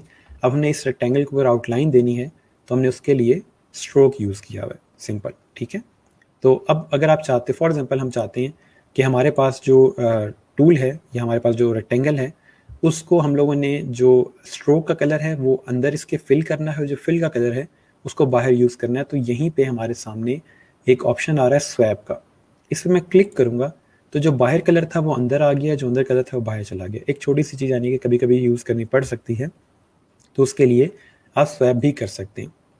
और जिस तरह हम लोगों ने स्ट्रोक का कलर चेंज किया, जैसे सॉरी हमने फिल का कलर चेंज किया था यहाँ से डबल क्लिक करके, उसी तरह हम स्ट्रोक का कलर भी चेंज कर सकते हैं। डबल क्लिक करेंगे और यहाँ से आप स्ट्रोक का कलर इस तरह से चेंज कर सकते हैं। जो भी कलर आपको यहाँ से पसंद आता है आप यहाँ से कोई भी अजीब गरीब सा कलर निकाल लें, इसको ओके करेंगे तो ये आपके पास कलर इसमें आ जाएगा। ठीक है, स्ट्रोक मैं दोबारा बता रहा हूँ कि आपके पास जो आउटलाइन है उसको स्ट्रोक कहते हैं। किसी भी शेप की एक आउटलाइन होती है और उसका फिल होता है। ठीक है, एक कलर उसके अंदर होता है और एक कलर उसकी बाउंड्री पे होता है, जिसको स्ट्रोक कहा जाता है, और जो अंदर कलर होगा उसको फिल कहेंगे। ठीक है, ये जब चीज़ आप अपने हाथ से क्रिएट करोगे तो आपको और ज़्यादा क्लियर हो जाएगा। अच्छा, अब लेट्स से मैं कहता हूँ कि मुझे बाहर तो कलर चाहिए, आउटलाइन में या स्ट्रोक में कलर तो मुझे चाहिए, लेकिन मुझे अंदर कोई कलर नहीं चाहिए। तो उसके लिए मैं क्या करूँगा, अपने फिल पे क्लिक करके और यहाँ पे नन कर दूंगा, यानी कि नील, कि मुझे कोई कलर नहीं चाहिए, इवन कि वाइट कलर भी नहीं चाहिए। मैं इस पर क्लिक करूँगा तो यहाँ से इसके अंदर से कलर ख़त्म हो जाएगा। और अब अगर मैं जूम आउट करके देखूँ और इसको मूव करूँ तो ये देखें इसके अंदर अब कोई कलर नहीं है। ठीक है, इसके बाहर तो कलर है लेकिन इसके अंदर कोई कलर नहीं है। ठीक है, इस तरह से। इसी तरह से अगर मैं इसके अंदर दोबारा कलर करता हूँ, यहाँ से लेट से ये वाला, और मैं ये चाहता हूँ कि इसके स्ट्रोक में कोई कलर ना हो, तो यहाँ से मैं स्ट्रोक सेलेक्ट करके और इसको नन कर दूंगा तो यहाँ से वापस इसका स्ट्रोक बिल्कुल ज़ीरो हो जाएगा और इसमें कोई कलर नहीं होगा। ठीक है, अच्छा सर कलर फिल कर के बाद रेक्टेंगल का साइज़ इंक्रीज़ और डिक्रीज़ कर सकते हैं? जी बिल्कुल, आप साइज़ डिक्रीज़ इंक्रीज़ जो मर्ज़ी करें, कलर चेंज करने के बाद इसको जैसे मर्ज़ी मूव कर सकते हैं, कोई इशू नहीं है। अच्छा कलर बनाने के लिए प्रोसेस रिपीट कर दें। अच्छा, कलर बनाने का तरीका मैंने आपको बताया कि यहाँ पे फिल पर डबल क्लिक करेंगे और यहाँ से आप कोई भी कलर चेंज कर सकते हैं। इसको मूव करना है, यहाँ से भी चेंज हो सकता है, और यहाँ से अपना जो डॉट है आप टॉगल मूव करना चाहें यहाँ से भी मूव कर सकते हैं इस तरह से। ठीक है, जो भी कलर आपको पसंद आए आप ओके करें, वो कलर इसमें फिल हो जाएगा। बट याद रहे कि आपने क्लिक करके इसको सेलेक्ट करना है। ठीक हो गया। अच्छा अच्छा, याद रहे कि एक चीज़, अगर आपको कोई चीज़ मेरे बताने से समझ नहीं आई, अब मुझे कहेंगे मैं रिपीट कर दूंगा, लेकिन अगर आप कोई चीज़ मिस कर जाते हो, कि आप पानी पीने चले गए हो या कहीं और चले गए थे, आप डिस्ट्रैक्ट हो गए थे, जून आउट हो जाता बंदा एक तरह एक जोन में होता है और अचानक से कोई ख्याल आना शुरू हो जाते हैं उसको, तो उस टाइम मुझे रिपीट का ना कहिएगा, आप वीडियो दोबारा देख लेंगे तो ज़रा बेहतर होगा, क्योंकि 100 स्टूडेंट्स हैं, उन सबका टाइम वेस्ट होगा अगर आप किसी और दुनिया में चले गए। ठीक है, हाँ मेरे बताने से आपको चीज़ समझ नहीं आई तो आप मुझे कहें कि सर ये चीज़ दोबारा आसान अल्फाज में रिपीट कर दे, तो मैं रिपीट कर दूंगा। ठीक है, क्योंकि वीडियो में अगर हम चीज़ कर रहे हैं तो कोई फ़ायदा इससे हमें लेना चाहिए कि आप बाद में वीडियो दोबारा देख लीजिएगा तो पूरे स्टेप्स आपको दोबारा से समझ आ जाएंगे। ठीक है, उससे हमारा टाइम ज़रा बच जाएगा। ओके, ठीक हो गया, ठीक हो गया। अच्छा, अब हमने क्या किया कि हम लोगों ने ये just second sir selection tool कहाँ से सिलेक्ट करेंगे, काइंडली रिपीट। सिलेक्शन टूल यहाँ सिलेक्ट होगा, ये सिलेक्शन टूल बना आ रहा है, वी प्रेस करेंगे उससे भी आपका सिलेक्शन टूल आ जाएगा। अगर मैं Z प्रेस करता हूँ तो मेरे पास देखें आपके पास जो जूम का ऑप्शन था वो आता है, और मैं अगर V प्रेस कर रहा हूँ तो यहाँ से सिलेक्शन टूल आ रहा है। ठीक है, अच्छा अब हम आगे क्या करेंगे कि हम इसका साइज़ चेंज करके देखते हैं। तो सिंपल मैं रेक्टेंगल पे क्लिक कर रहा हूँ और इसको मैं ज़रा जूम इन कर लूँ ताकि हमें क्लियर नज़र आ जाए। अब मैं इसका साइज़ यहाँ से चेंज भी कर सकता हूँ, आप चाहें टॉप से कॉर्नर से पकड़ के इसे छोटा बड़ा कर सकते हैं, यहाँ से चाहें यहाँ से कर सकते हैं, जिस भी जगह से आप चाहो इसको छोटा बड़ा आप कर सकते हैं। ठीक है, इस वाले रेक्टेंगल को फ़िलहाल मैं डिलीट कर रहा हूँ। ठीक है, मैं थोड़े से आपको एक रेक्टेंगल पे चीज़ें बता दूँ ताकि आपका थोड़ा सा जो ओवरऑल ऑप्शंस हैं वो क्लियर हो जाए। ठीक है, अच्छा अब इसको अगर हम यहाँ से मूव कर रहे हैं और इस तरह बड़ा छोटा कर रहे हैं, एक तो चीज़ ये हो गई। लेट्स से मैं ये चाहता हूँ कि मैं इस रेक्टेंगल को बड़ा करूँ, लेकिन इस तरह बड़ा करूँ कि इसकी शेप ख़राब ना हो। थोड़ा समझिएगा, अब इसकी शेप अगर हम देखें तो ये एक तकरीबन एक बार की तरह है। ठीक है, मैं ये चाहता हूँ कि ये बड़ा छोटा हो लेकिन इसकी शेप ख़राब ना हो। उसके लिए मैं क्या करूँगा, मैं इस कॉर्नर से पकड़ूंगा इसको और शिफ्ट प्रेस करके इसको बड़ा करूँगा। शिफ्ट प्रेस करके बड़ा छोटा जब भी किसी चीज़ को करेंगे तो उसकी शेप ख़राब नहीं होगी, जस्ट उसका साइज़ चेंज होगा। ठीक है, अगर हम देखें तो ये यहाँ से बड़ा छोटा हो रहा है लेकिन इसका ओवरऑल साइज़ ख़राब नहीं हो रहा। क्यों? क्योंकि मैं शिफ्ट प्रेस करके इसको बड़ा छोटा कर रहा हूँ। आपके कीबोर्ड पे जो शिफ्ट का बटन है, आप इसको प्रेस करके इसको बड़ा छोटा करेंगे तो इसका जो ओवरऑल साइज़ है वो चेंज होगा लेकिन इसकी शेप ख़राब नहीं होगी। अगर मैं शिफ्ट के बगैर इसको बड़ा छोटा करता हूँ तो माइट भी इसकी जो ओवरऑल शेप है वो इस तरह से ख़राब हो सकती है, मैं माउस एग्जैक्ट उस तरह मूव ना कर पाऊँ। ठीक है, तो हमेशा अगर आप चाहते हैं कि इसका साइज़ बड़ा छोटा हो लेकिन इसकी शेप ख़राब ना हो तो हम शिफ्ट प्रेस करके इसको इस तरह से बड़ा छोटा करेंगे। ठीक है, ओके जी। अच्छा सर, ये राइट साइड पे कलर बॉक्स किस लिए है? राइट साइड पे कलर बॉक्स, ये भी आपके पास कलर पिक करने के लिए। ठीक है, आप चाहें इसको सिलेक्ट करके यहाँ से भी कलर पिक कर सकते हैं। अगर ये ऑप्शन नहीं भी आ रहा आपके पास तो कोई इतना कोई मसला नहीं है, आप फिलहाल यहाँ से भी कलर सेलेक्ट कर सकते हैं। ठीक हो गया, मैं थोड़ा सा वापस डार्क कलर कर लेते हैं इसमें, ये वाला। ठीक है, अच्छा दोबारा इसमें जूम इन करता हूँ तो मेरे पास यहाँ पे एक ऑप्शन आ रहा है, ये छोटे से बॉक्सेस बने हुए राउंड वाले। ठीक है, ये इनको कहते हैं बाउंडिंग बॉक्स। इसको मैं क्लिक करके अगर ड्रैग करूँगा तो इस तरह से मेरे पास जो मेरे आउटसाइड ऑफ द बॉक्स यानी कि कॉर्नर्स हैं वो मेरे राउंड हो जाएंगे। मुझे कितना राउंड करना है मैं यहाँ से सिलेक्ट कर सकता हूँ। ठीक है, ये मैं जो छोटा सा डॉट बना आ रहा है इसको यूज़ करते हुए मैं इनको अगर ड्रैग करूँगा बिल्कुल किसी कॉर्नर को तो वो इस तरह से हमारे सामने यूज़ होगा। ठीक है, अगर आप यहाँ पे आज इस वाले को देखें तो ये अकेला अगर आप मूव करना चाहते हैं तो अकेला भी मूव कर सकते हैं। ठीक है, दोबारा देखिए किस तरह अकेला मूव होगा। मैं वैसे अगर करता हूँ तो सारे छोटे बड़े हो रहे हैं। ठीक है, सारे राउंड हो रहे हैं।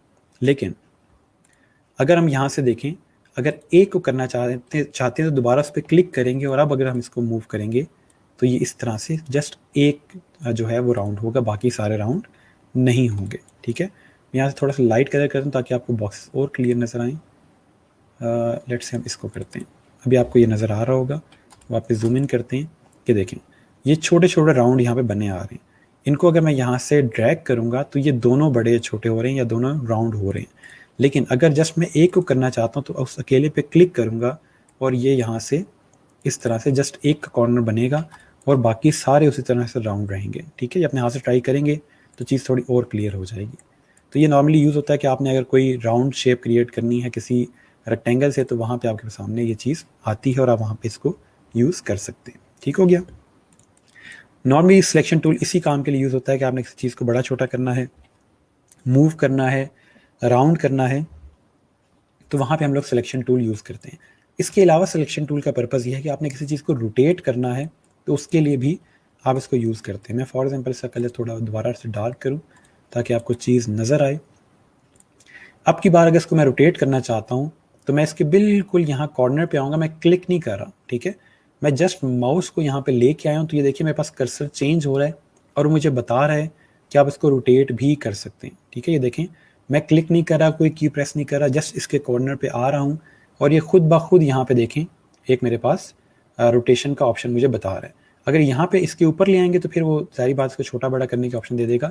आपने इसको सिलेक्ट करके इसके कॉर्नर से थोड़ा सा दूर रहना है, किसी भी कॉर्नर पे जा सकते हैं आप। ठीक है, अब मेरे नॉर्मली आदत ये है कि मैं यहाँ से रोटेट करता हूँ, ज़रा वो ईजी लगता है।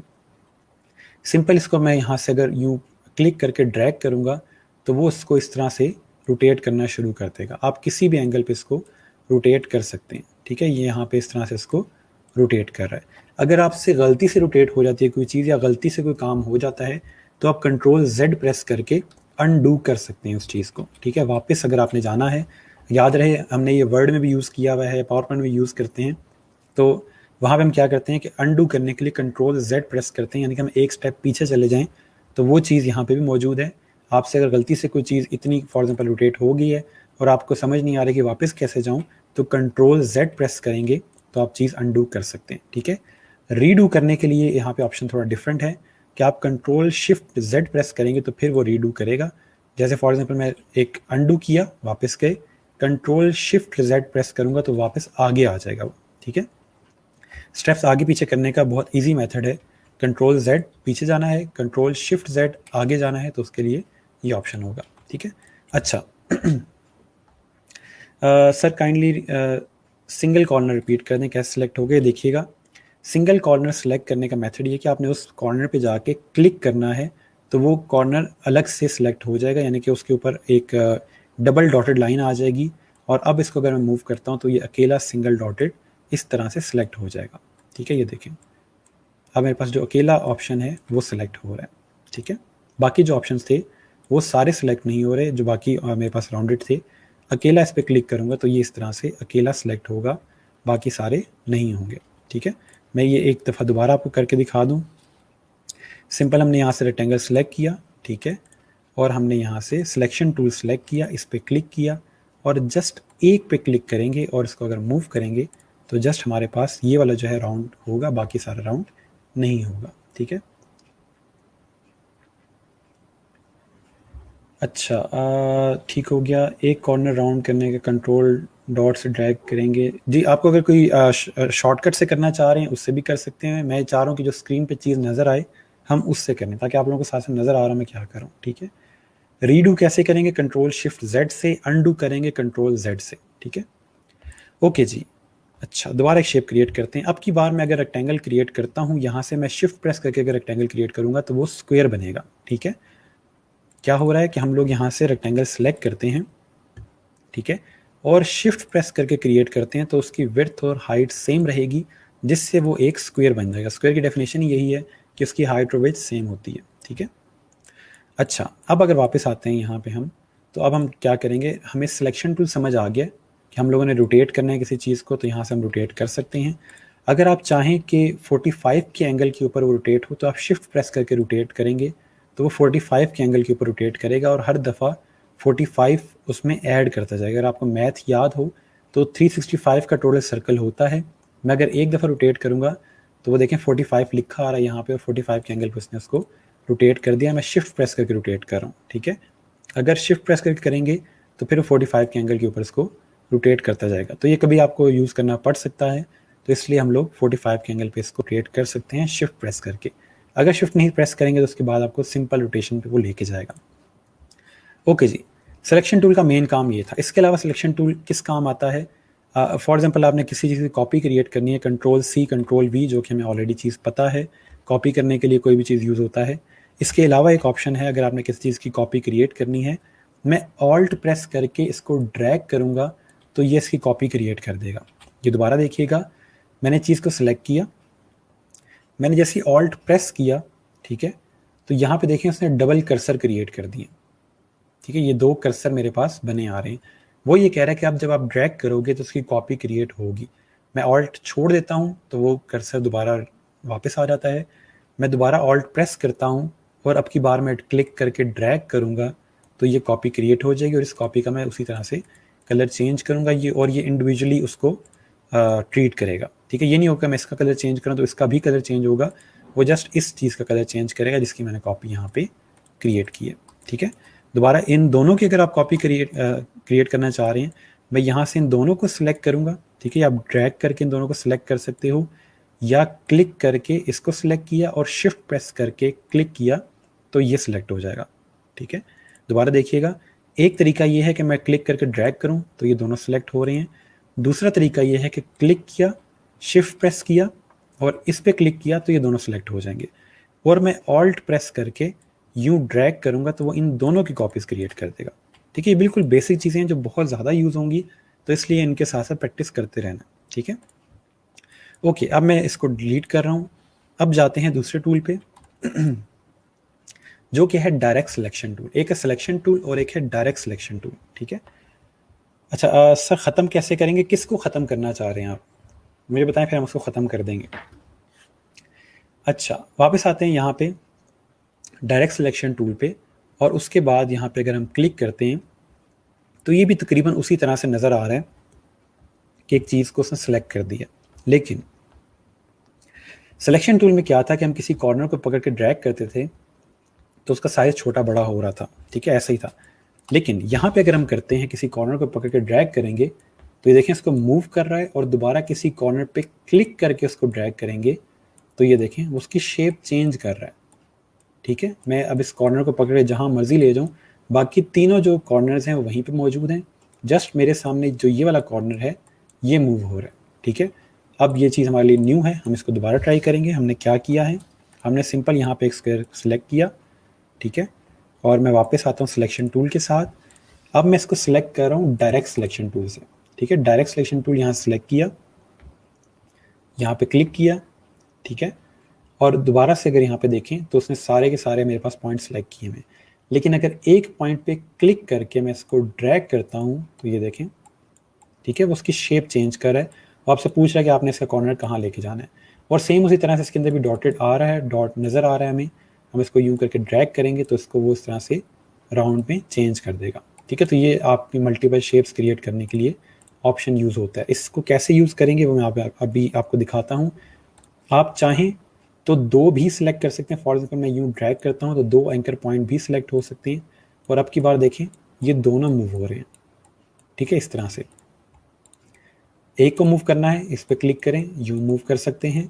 दो को मूव करना है तो टॉप वाले ऑप्शन से यानी कि ड्रैग करके टॉप वाले दोनों पॉइंट्स को सिलेक्ट करेंगे तो इस तरह से जस्ट ये दो मूव होंगे और नीचे वाले दोनों उसी तरह रहेंगे। नीचे वालों को सिलेक्ट करना है, क्लिक किया, और इस तरह से हम इन दोनों को भी सिलेक्ट कर सकते हैं, ठीक हो गया।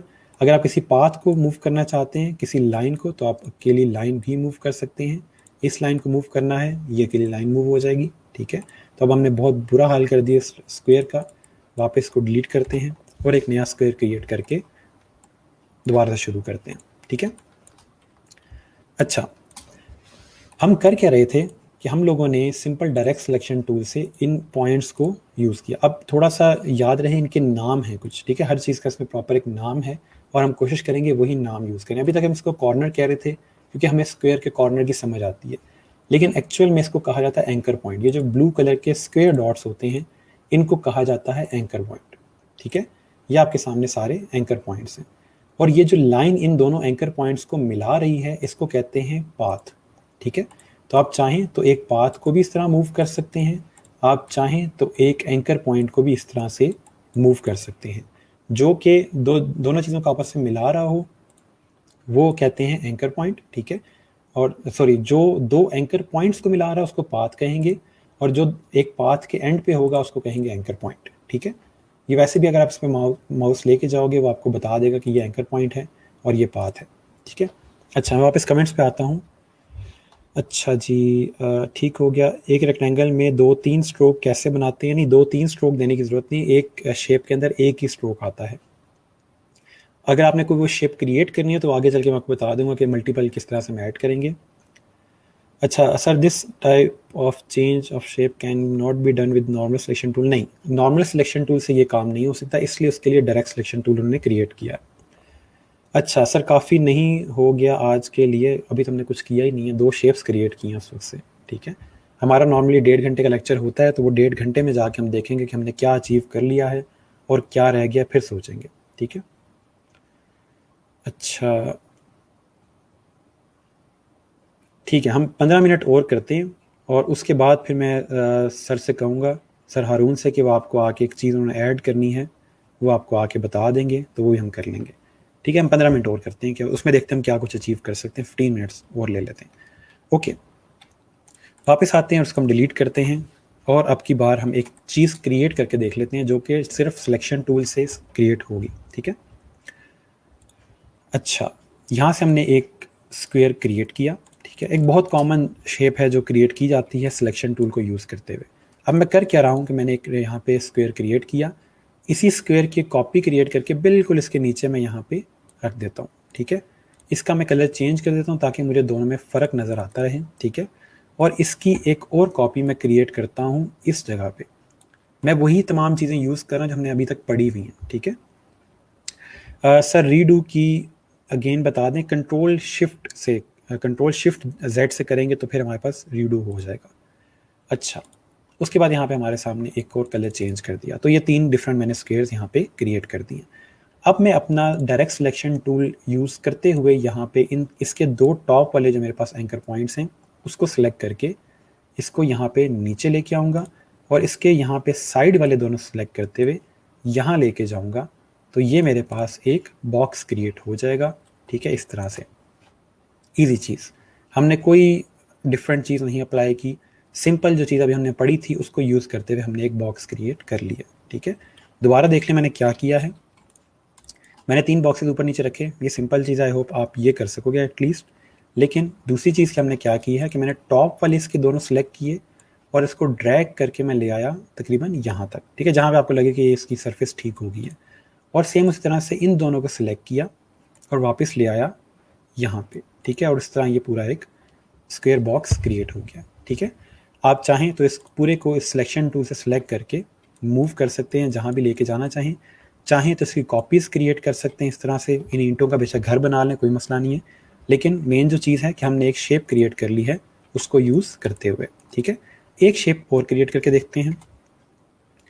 सिंपल यहाँ से रेक्टेंगल टूल सेलेक्ट किया इस तरह से। ठीक है, और डायरेक्ट सिलेक्शन टूल में गए, यहाँ से मैं इसका कलर चेंज करता हूँ। लेट्स से हम करते हैं जी ये वाला कलर। ठीक है, और अब की बार मैं एक एंकर पॉइंट सेलेक्ट करके उसको लेके आता हूँ तकरीबन यहाँ तक, और दूसरे एंकर पॉइंट को सिलेक्ट करके लाता हूँ यहाँ तक।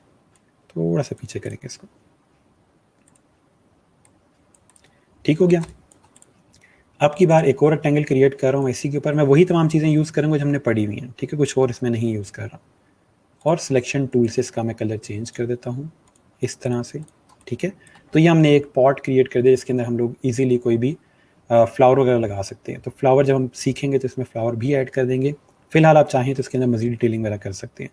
तो ये सिंपल सा मैंने पॉट क्रिएट किया है जिसको गमला भी कहा जाता है। ठीक है, तो ये हमने सिंपल 2 शेप्स को यूज़ करते हुए क्रिएट कर दिया। ठीक है, कॉपी कैसे क्रिएट करते हैं? कंट्रोल सी कंट्रोल वी से भी कॉपी क्रिएट हो जाती है, या आप ऑल्ट प्रेस करके ड्रैग करोगे। ये देखें सिलेक्शन टूल है, सिंपल ऑल्ट प्रेस करके ड्रैग करेंगे तब भी कॉपी क्रिएट हो जाएगी। मैं नॉर्मली ऑल्ट और ड्रैग ही यूज़ करता हूँ, इसलिए आपकी मर्ज़ी है control C control V use करते हो या ऑल्ट ड्रैग यूज़ करते हो। ठीक है, ओके।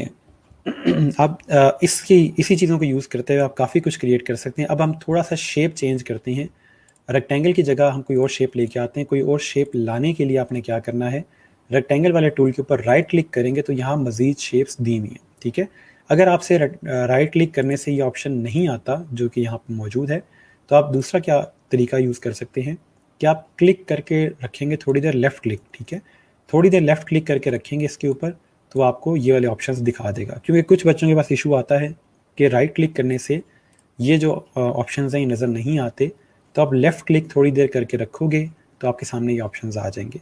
अब की बार हम लोग यहाँ से एलिप्स टूल लेके आ रहे हैं, जिसको सर्कल भी कहा जाता है, ओवल भी कहा जाता है, एलिप्स भी कहा जाता है। ठीक है, जो कि क्लिक करके ड्रैग करने से इस तरह से बनेगा। ठीक है, इसका मैं कलर चेंज कर लेता हूँ ताकि आपको विजिबल हो जाए कि हम क्या क्रिएट कर रहे हैं।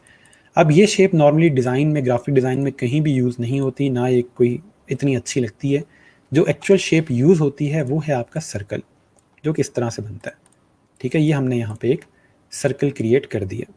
ठीक है, तो हमने पहले रेक्टेंगल जिस तरह क्रिएट किया था या स्क्वायर क्रिएट किया था, उसी तरह शिफ्ट प्रेस करके अगर हम इसको ड्रैग करेंगे तो सर्कल क्रिएट हो जाएगा। अगर शिफ्ट प्रेस किए बगैर क्रिएट करेंगे तो इस तरह का ओवल या एलिप्स क्रिएट होगा। ठीक है, अच्छा इसको यहाँ से डिलीट करते हैं। ठीक है, ये 2 हमने यहाँ पे सिंपल शेप्स क्रिएट की हैं। ठीक हो गया। अच्छा, मैं अब इस पे आगे जाने से पहले मैं आप लोगों के कमेंट्स देख लूँ ताकि हम थोड़ा सा इसको देखें कि आपको चीज़ें समझ भी आ रही हैं नहीं आ रही। स्मार्ट गाइड्स का मैं आपको बताऊंगा अब्दुल, ये थोड़ा सा मैं आपको दिखाता हूँ स्मार्ट गाइड्स कहाँ से आएंगी। ये व्यू में जाके और यहाँ पे ऑप्शन आ रहा है स्मार्ट गाइड्स का। ठीक है, इसको मैं दोबारा रिपीट करूँगा। फिलहाल जिनको नहीं समझ आती स्मार्ट गाइड्स की छोड़ दें, जस्ट उन एक स्टूडेंट के लिए था। ठीक है, अच्छा वाह वाह ठीक हो गया। सर क्या शेप के अंदर शेप ड्रॉ कर सकते हैं? जी बिल्कुल, शेप के अंदर भी शेप ड्रॉ कर सकते हैं, उसको भी हम करेंगे।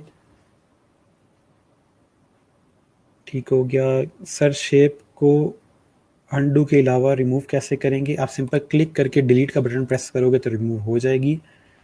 मेरे तो सारा कुछ ही आ रहा है। ठीक हो गया।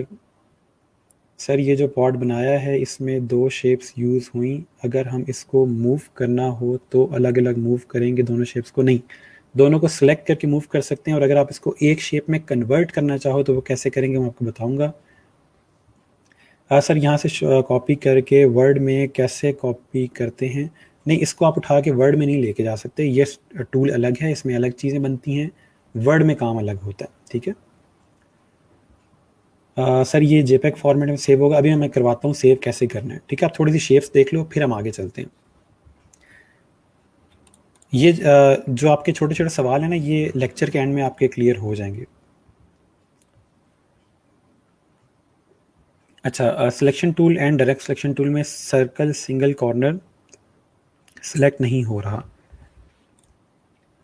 कर लेते हैं, क्यों नहीं हो रहा। यहाँ से क्लिक किया, डायरेक्ट सिलेक्शन टूल में आया और ये सिंगल एंकर पॉइंट है, आप इसको यूं करके मूव कर सकते हैं, ठीक है। और अगर इससे करना चाहें तब भी यहाँ से इस तरह से मूव हो सकता है, ठीक है, अकेले को सिलेक्ट करके। दोबारा ट्राई कर लीजिएगा। अच्छा सर, एक शेप में दूसरी शेप ऐड कैसे करेंगे, मैं आपको करवाऊंगा। Sir I ask the same question more than 3 time that we can we increase और डिक्रीज। जी जी, अरसलान आपका क्वेश्चन मुझे अभी मिला है। अगर आप इसका स्ट्रोक कम ज़्यादा करना चाहते हैं, कैसे करेंगे मैं आपको दिखा देता हूँ। इसका कलर मैं करता हूँ ज़रा लाइट और स्ट्रोक का कलर करते हैं हम थोड़ा डार्क, और ये ऑप्शन आ रहा है टॉप पे स्ट्रोक कम ज़्यादा करने का। यहाँ पे क्लिक करके रखेंगे तो इस तरह से आपका स्ट्रोक ज़्यादा हो जाएगा। चाहें तो आप खुद से भी यहाँ पे वैल्यू ऐड कर सकते हैं। अगर 50 लिखूंगा मैं तो ये देखें स्ट्रोक और ज़्यादा इंक्रीज़ हो जाएगा, ठीक है। तो क्लिक करके आप इसका यहाँ से स्ट्रोक कम ज़्यादा कर सकते हैं, ठीक है। और अगर स्ट्रोक नहीं चाहिए तो यहाँ पे क्लिक करके उसको नील कर देंगे तो स्ट्रोक ख़त्म हो जाएगा, ठीक है। सॉरी, आपका क्वेश्चन मुझे नहीं मिला था, अभी मैंने जैसे देखा है तो आपको बता दिया, ठीक है जी। तो ये स्ट्रोक कम ज़्यादा करने का मेथड था। अब एक और तरीका मैं आपको बता दूंगा किस तरह से हम लोग, फॉर एग्जांपल ये थोड़ा देखिएगा कि हम करने क्या जा रहे हैं। ये हमारे सामने एक सर्कल है और मैं डायरेक्ट सिलेक्शन टूल सेलेक्ट करता हूँ। अब की बार मैं यहाँ से कोई एक एंकर पॉइंट सेलेक्ट करूँगा तो हमारे पास यहाँ पे कुछ हैंडल्स बने आ रहे हैं, ठीक है, जो कि स्क्वायर के टाइम नहीं बने आ रहे थे। ये दोबारा देखिएगा, मैं यहाँ पे कोई रेक्टेंगल क्रिएट करता हूँ या स्क्वायर क्रिएट करता हूँ तो इसके बाद यहाँ पे कोई मुझे हैंडल नज़र नहीं आ रहा। लेकिन यहाँ पे अगर हम क्लिक करते हैं एंकर पॉइंट पे तो मुझे हैंडल नज़र आ रहा है। इसकी वजह क्या है कि जब भी कोई चीज़ कर्व में होगी तो कर्व के हैंडल्स होंगे। क्यों? ताकि कर्व को एडजस्ट किया जा सके, आपने उस कर्व को किस तरह से हैंडल करना है या किस तरह से उसकी शेप क्रिएट करनी है, उसके लिए ये हैंडल्स बने हुए। आप इस तरह से कोई भी जो कर्व है उसको एडिट कर सकते हैं, ठीक है। लेकिन कॉर्नर्स के ऊपर इस तरह से जो हैंडल्स होते हैं वो नहीं आते, ठीक है।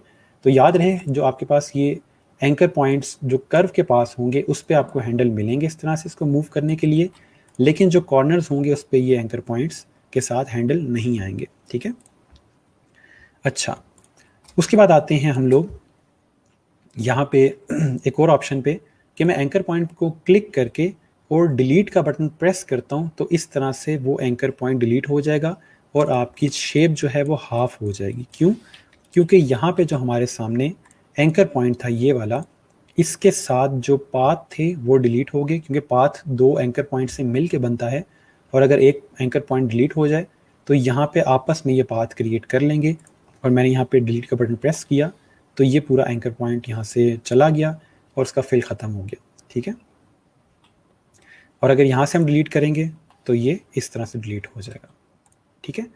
तो ये जो ओवरऑल चीज़ें हैं इस तरह से यूज़ होती हैं कि आपने कोई एंकर पॉइंट डिलीट करना है, आप चाहें यहाँ से ये डिलीट कर लें, चाहें यहाँ से ये डिलीट कर लें, तो आपका इस तरह से एक शेप क्रिएट हो जाएगी।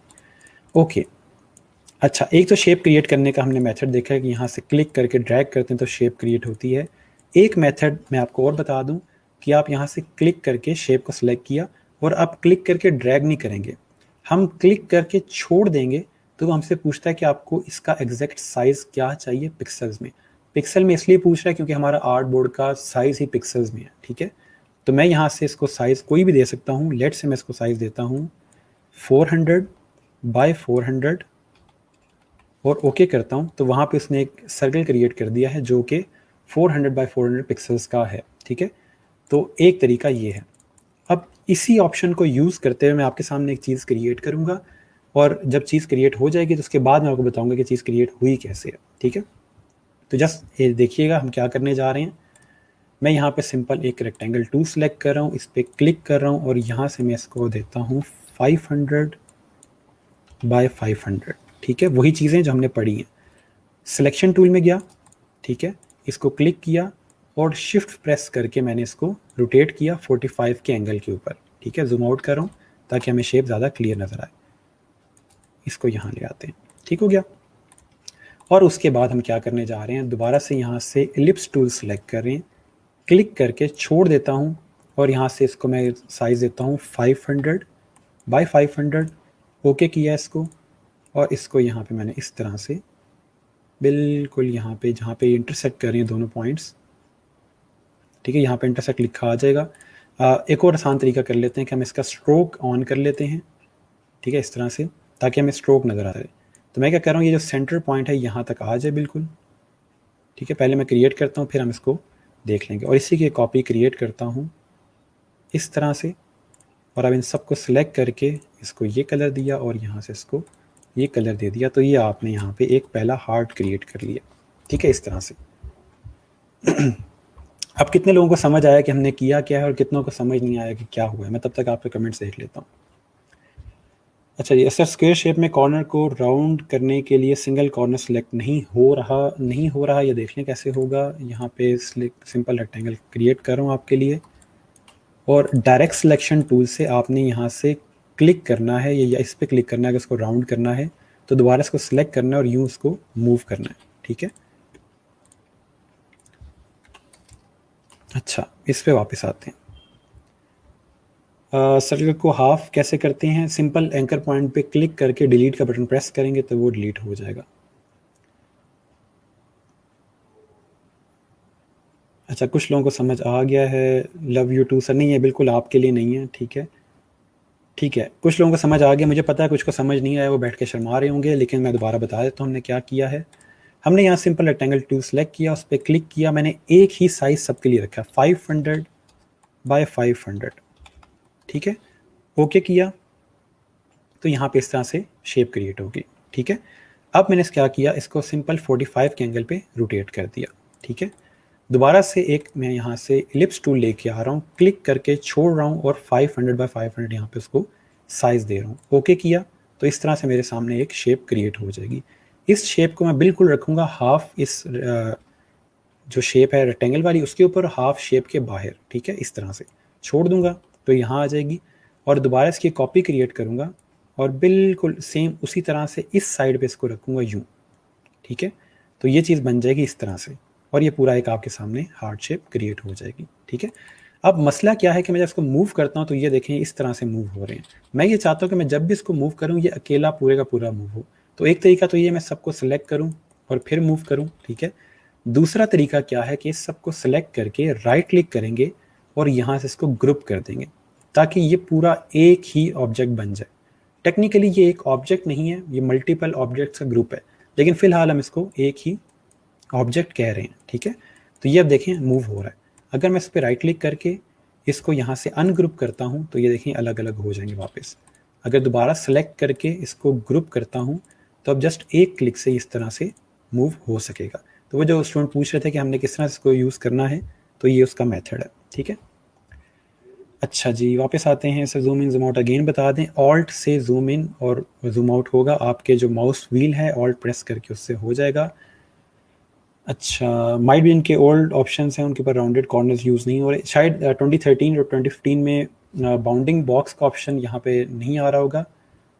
इसके अंदर यहाँ पे आई गेस व्यू में शायद ऑप्शन आपको दे रहा हो। नहीं,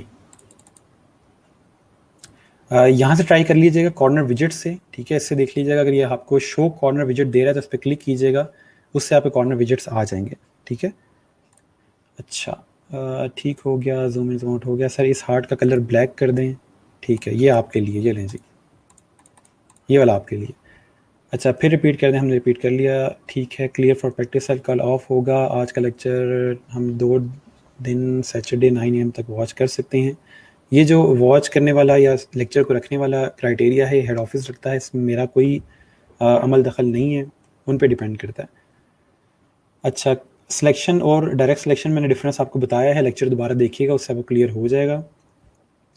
सर जो single corner double corner round किए हैं वो कैसे किए हैं, समझ नहीं आई। मतलब एक कॉर्नर कैसे करना है समझ आया है, दूसरे के भी मुझे समझ आई है, सो दोनों के लिए डिफरेंस क्या है। अगर आप इकट्ठा एक को करना चाहते हैं, ये मैंने आपको बार बार बता रहा हूँ कि यहाँ से फॉर एग्जांपल मैं इसमें कलर करता हूँ, अगर आप सिंगल एक को रोटेट करना चाह रहे हो तो जस्ट इस पर क्लिक करोगे तो अकेला होगा, ठीक है। और अगर सबको करना चाह रहे हो तो एक ही दफ़ा क्लिक करके ड्रैग करना है तो सारे हो जाएंगे, ठीक है। अच्छा जी सर, प्लीज़ प्रैक्टिस वाली वीडियोस रिमूव नहीं कीजिएगा। मैं बात कर लेता हूँ, कह देता हूँ उनको, लेकिन देख लेते हैं। अच्छा जी, क्लियर है, thank you so much, I am gaining more interest in this field. चलें, शुक्र है। Sir at the end of lecture kindly give review, किस चीज़ का रिव्यू देना है मैंने? अच्छा, अभी हम इसी तमाम चीज़ को यूज़ करते हुए जस्ट अ सेकेंड, मैं आपको लास्ट टूल बता दूं ताकि आप इस वीकेंड के ऊपर कुछ कर लें। मैं ज़्यादा थोड़ा सा इस लेक्चर में इसलिए करवा रहा हूँ ताकि आप लोग जब अपना जो कमिंग वीकेंड है उस पर कुछ ना कुछ कर सकें, ठीक है। नहीं, जब डर लग रहा है कि आप लोगों ने फिर कहना है कि ज़्यादा हो गया। चलें, जो अभी चीज़ हमने पढ़ी है उसी को रिपीट करके एक फाइनल चीज़ क्रिएट करते हैं, उसको डन करते हैं, ठीक है। मैंने यहाँ से एक रेक्टेंगल क्रिएट किया था इस तरह से। रेक्टेंगल क्रिएट करें या नहीं, ठहरें, कुछ और बनाते हैं। वही तमाम चीज़ें जो हमने पढ़ी हैं उन्हीं को यूज़ करते हुए क्रिएट करते हैं। मैं आपके एक दफ़ा क्वेश्चंस क्लियर कर लूँ। सर टॉप पे कलर बार कहाँ से आती है? कलर बार आपके यहाँ पे कलर का ऑप्शन आ रहा होगा, ठीक है, यहाँ से आएगी। फ़िलहाल आपको उसकी ज़रूरत नहीं है, हम यहाँ से कलर कर सकते हैं। सर बस करें, गरीब लोग हैं, हम भूल जाएंगे, बस करें। मैंने आपको बताया कि साथ स्क्रीनशॉट्स ले लें या नोट्स बनाते जाएं, फिर आप नहीं भूलेंगे। अच्छा, लास्ट वन, ये वो तमाम चीज़ें जो अभी हम लोगों ने पढ़ी हैं उन्हीं को यूज़ करते हुए बनाएंगे, ठीक है। अच्छा, अभी हम क्या करने जा रहे हैं, एक एलिप्स टूल ले रहे हैं, यहाँ से एक सर्कल क्रिएट किया इस तरह से, ठीक है। और इसको मैं करता हूँ जी, आपका अल्लाह भला करे, स्ट्रोक ज़्यादा कर लेते हैं इसका हम, ठीक है। और इसके बाद हम इसका करते हैं जी, कलर कर लेते हैं इसके अंदर हल्का सा येलो, ठीक है। स्ट्रोक कर रहा हूँ मैं यहाँ से ब्लैक, ओके हो गया। स्ट्रोक थोड़ा सा मैं ज़्यादा कर रहा हूँ, इसको हम कर लेते हैं यहाँ से छोटा इस तरह से, ठीक है। ये आ जाएगा यहाँ पे। और एक और मैं इसके बाद सर्कल क्रिएट कर रहा हूँ। अब यहाँ पे मसला क्या आया? मसला ये आया कि जो पहले सर्कल क्रिएट किया है वो चला गया है पीछे और ये आ गया है आगे। तो इसको कैसे हैंडल करना है? ये छोटी छोटी चीज़ें हैं, थोड़ा सा याद रहे। राइट क्लिक करेंगे इसको और अरेंज में जाके सेंड टू बैक करेंगे। उससे क्या होगा, ये चीज़ के पीछे चली जाएगी, ठीक है। मैं इसका कलर चेंज कर देता हूँ ताकि आपको थोड़ा सा आइडिया हो जाए कि क्या हो रहा है, ठीक है। ये चीज़ फ्रंट पे है, ये चीज़ बैक पे है। हम ये चाहते हैं कि ये फ्रंट पे आ जाए और ये बैक पे चला जाए। तो राइट क्लिक करके अरेंज, क्योंकि अरेंजमेंट चेंज कर रहे हैं, और यहाँ से सेंड टू बैक, तो ये क्या होगा, इसके बैक पे चला जाएगा इस तरह से, ठीक है। अब वापस आते हैं, मैं इन दोनों को यहाँ बिल्कुल सेंटर में एक दूसरे के अरेंज कर रहा हूँ, ठीक है। और अब की बार मैं जो हमारे पास डायरेक्ट सिलेक्शन टूल है उसके एंकर पकड़ के इसको यहाँ से, जो हैंडल्स हैं इसके, ठीक है, इस एंकर के, उनको थोड़ा सा मैं इस तरह से चेंज कर रहा हूँ। ये थोड़ा सा देखिएगा कि हो क्या रहा है।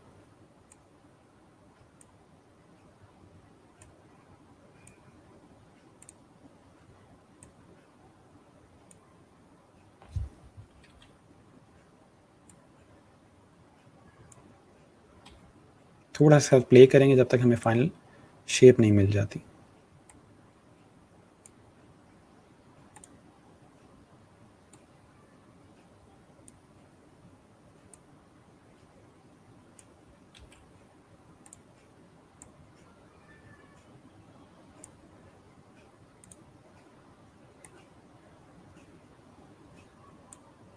ठीक है, ये किसी हद तक हमारे सामने शेप आ रही है जो हम बनाना चाह रहे हैं।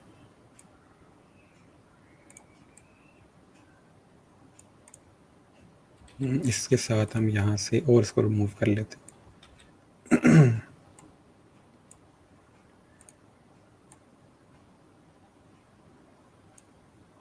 ठीक है जी, ये अजीबोगरीब सा हमारे सामने एक एग बन गया, ठीक है। और इसको हम थोड़ा सा ले आते हैं सिलेक्शन टूल से सेंटर में, ठीक है। और अब इसके साथ एक बैकग्राउंड ऐड कर दें। पहले आप इसको थोड़ा छोटा कर लें क्योंकि जर्दी कम है और सफ़ेदी ज़्यादा है। अच्छा, इसके बाद आप यहाँ से सिलेक्ट करें एक रेक्टेंगल क्रिएट किया हमने यहाँ पे, ठीक है। उसका हम स्ट्रोक बिल्कुल ख़त्म कर रहे हैं और इसके अंदर कलर कर रहे हैं बिल्कुल लाइट सा येलो, ठीक है। और इस पर राइट क्लिक करके अरेंज सेंड टू बैक, ताकि ये चीज़ बैक पे चली जाए और ये चीज़ फ्रंट पे आ जाए, ठीक है। मज़ीद इसकी डिटेलिंग देने के लिए जो एग बनाया है हमने, हम इसके अंदर क्या करेंगे, मैं चीज़ें वही यूज़ कर रहा हूँ जो हमने पढ़ी हुई है, ठीक है।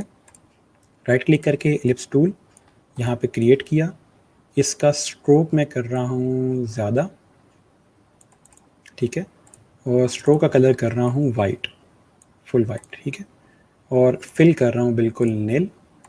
और इसके जो एंकर पॉइंट्स हैं यहाँ से एक ये वाला डिलीट किया और एक ये वाला डिलीट किया, ठीक है, और ये हमारे पास इस तरह की एक शेप बन जाएगी।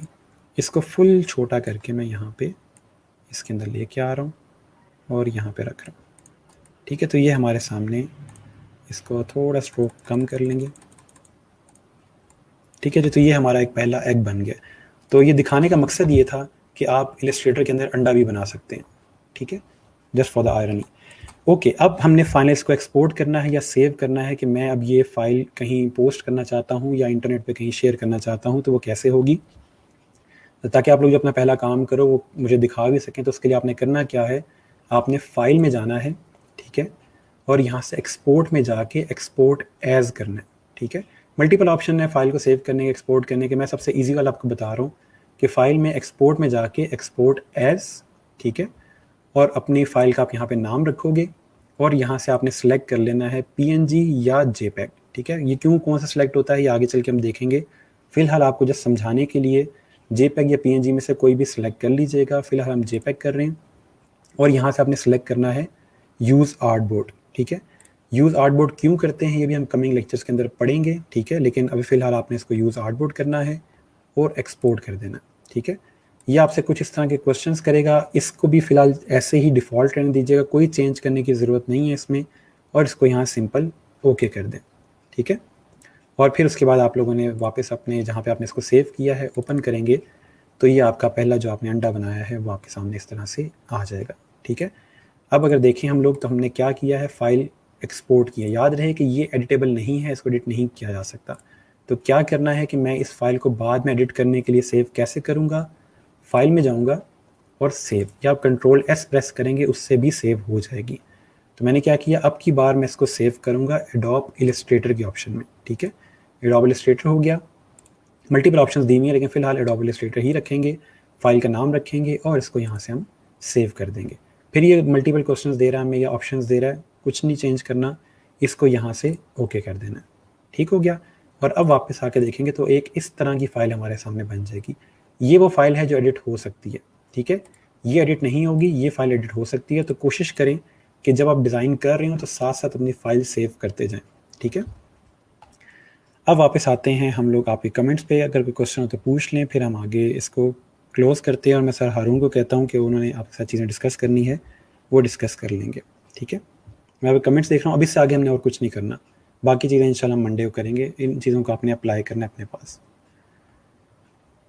ओके जी, ठीक हो गया।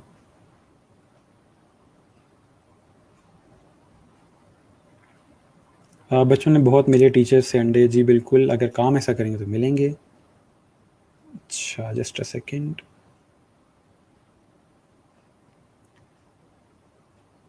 ठीक हो गया सर। लेक्चर 3 और 2 मिल सकते हैं क्या, नहीं मिल सकते, वो डिलीट हो गए हैं,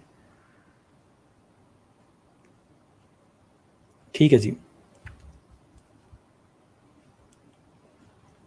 ठीक हो गया। तो फाइनल आप लोगों ने इस तरह से इसको सेव करना है या एक्सपोर्ट करना है। आप लोगों की अभी की सिर्फ असाइनमेंट ये है जो आप लोगों ने आज करनी है कि जो भी आप चीज़ बनाओगे, गाड़ी बनाएं, दरख्त बनाएं, जो दिल करता है आप इसको यूज़ करके बना सकते हैं, लेकिन उसको फिर आप लोगों ने, मैं एक पोस्ट करूँगा उसके नीचे आपने कमेंट करना है कि मैंने इन चीज़ों को यूज़ करते हुए ये बनाया है, ठीक है। मैं एक दरख्त बना देता हूँ जब तक हमारे पास सर हारून ज्वाइन कर रहे हैं। दरख्त बनाना बड़ा आसान है, इसके अंदर रेक्टेंगल सिंपल यहाँ से सिलेक्ट किया, इसको इस तरह से क्रिएट करेंगे और इसके अंदर लकड़ी का कलर कर देंगे ब्राउन, स्ट्रोक इसका कर देंगे जी बिल्कुल नील, ठीक है। इसका एक एंकर पॉइंट आप डिलीट कर दें इस तरह से, और इस वाले एंकर पॉइंट को आप यहाँ से सिलेक्ट करके बिल्कुल सेंटर में इस तरह से लें, ठीक है। और इसी की थोड़ी सी कॉपीज़ क्रिएट करके थोड़ा सा इसको छोटा करेंगे। ये चीज़ें वही हैं जो हमने पढ़ी हैं, कुछ नया ऐड नहीं कर रहा मैं। और इसको भी यहाँ से थोड़ा सा मूव कर लें,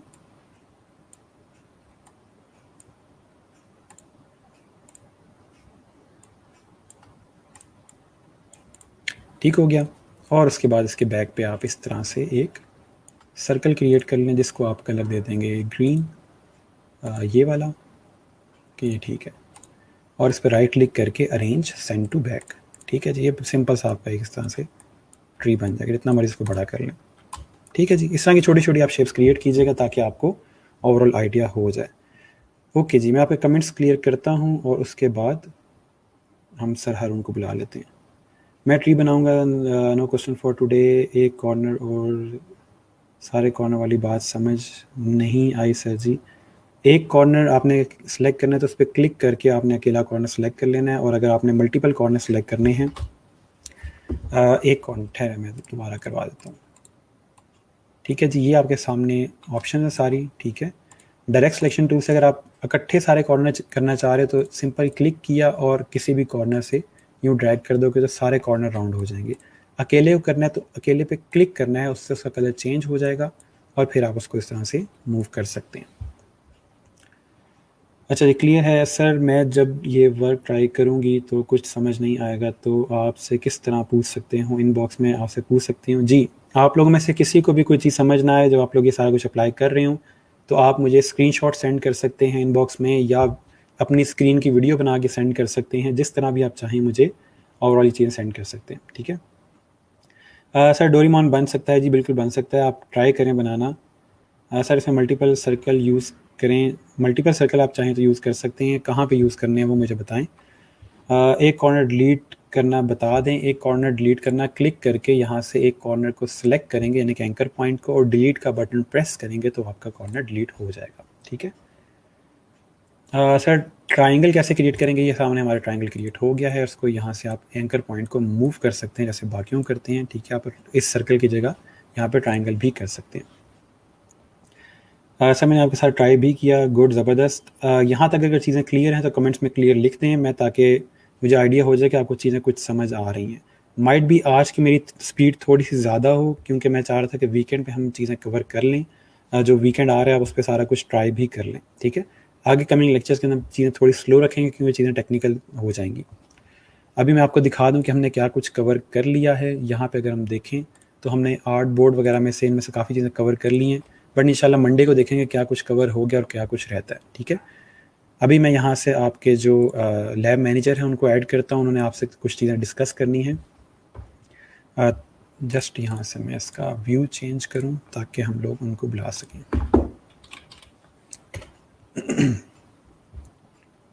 कोई ऐसा बच्चा हो जिसको कोई चीज़ समझ नहीं आए, कि उसको बिल्कुल समझ नहीं आया कि क्या पढ़ा आज हमने?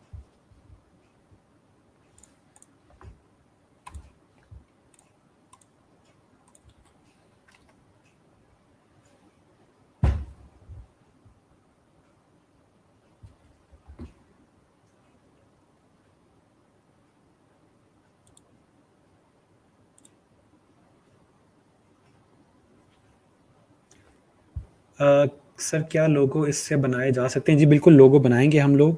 ठीक है, इसी तरह बनाएंगे। अच्छा, मैं दोबारा रिपीट कर रहा हूँ कि मैं एक पोस्ट करूँगा, आपने अपना जो भी डिज़ाइन क्रिएट करोगे, कुछ भी गंदा मंदा कुछ भी बनता है, आपने वहाँ पे शेयर करना है। ठीक है, ताकि मुझे पता हो कि आप किस तरह से चीज़ें अप्लाई कर रहे हैं।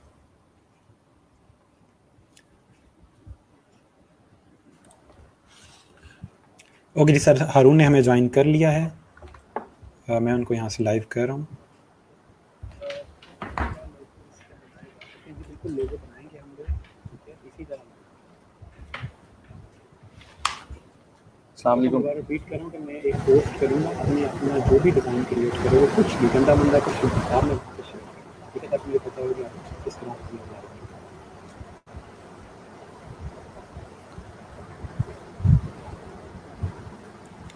ओके हारून, आप कंटिन्यू कर सकते हैं यहाँ से।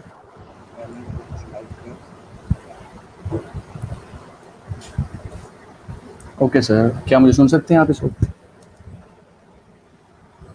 आपका माइक म्यूट है सर दानिश, मुझे आपकी हेल्प चाहिए होगी ड्यूरिंग जी लेक्चर। जी जी जी हारून। ओके, अस्सलाम वालेकुम क्लास। होप आपका सेशन बड़ा अमेजिंग जा रहा होगा। आपके कमेंट से मैं देख रहा होता हूँ आप लोगों का इंटरेस्ट। तो आप लोगों के लिए कुछ दो अनाउंसमेंट्स हैं, एक तो वो करनी है। सबसे पहली अनाउंसमेंट हॉलीडे के हवाले से है कि कल 14 अगस्त मैंने ग्रुप में अनाउंसमेंट भी कर दी है। एक तो कल आपकी छुट्टी है और सेकंड अनाउंसमेंट जो है वो रिगार्डिंग फीडबैक है। मैंने फीडबैक फॉर्म जो है ग्रुप में पोस्ट कर दिया है। मैं सिद्धांत से रिक्वेस्ट करूँगा अगर आप ओपन करके दिखा सकते हैं बच्चों को तो। हाँ, जस्ट सेकेंड। जैसे कि आपको पता है आपका फीडबैक फॉर्म जो है ग्रेजुएशन क्राइटेरिया जो है उसके एक अहम जुज़ है, यानी आपको उसको फिल करना है। जितने भी तमाम बच्चे इस ग्रुप में मौजूद हैं वो आज इसको फिल करेंगे। बिल्कुल वैसे ही है जैसे आप अटेंडेंस फॉर्म फिलअप करते हैं, बिल्कुल वैसे इसको फिल करना है।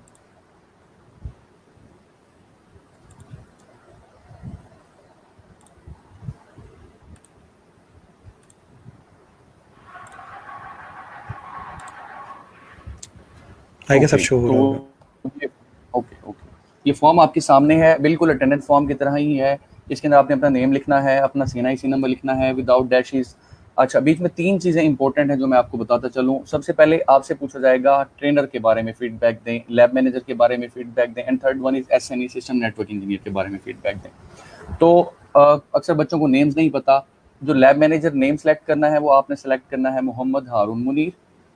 जो सिस्टम नेटवर्क इंजीनियर का नेम सेलेक्ट करना है वो आपने सेलेक्ट करना है फ़याज़ुर रहमान, सिस्टम नेटवर्क इंजीनियर का। और आपके ट्रेनर का नेम आपको पता ही है, सर दानिश इफ्तिखार साहब आपके साथ हैं।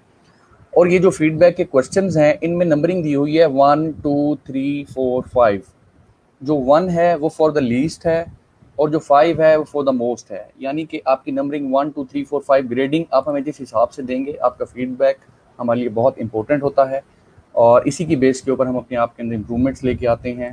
तो इस फॉर्म को तमाम बच्चे फिलअप कर दें और किसी को कोई भी मुश्किल पेश आती है तो इसी फॉर्म के नीचे पोस्ट के अंदर कमेंट में कमेंट कर दे, मैं उसके रिप्लाईज कर रहा हूँ। Thank you so much Danish sir for kind help.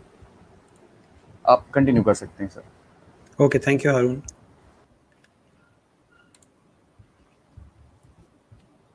Okay जी, कोई क्वेश्चन हो किसी किस्म का, फीडबैक फॉर्म से रेलिवेंट आपका कोई क्वेश्चन है तो सर हारून से पूछ सकते हैं। बाकी आज के लेक्चर का आपका कोई क्वेश्चन हो तो पूछ सकते हैं। और याद से अपनी फीडबैक फॉर्म फिल करना है ताकि हमें पता चलता है कि आपको चीज़ें कितनी समझ आ रही हैं और आपकी अटेंडेंस मैटर करती है इसके ऊपर कि आपने क्लासेस ली हैं तभी आपने फीडबैक फॉर्म फिल किया है। ठीक है।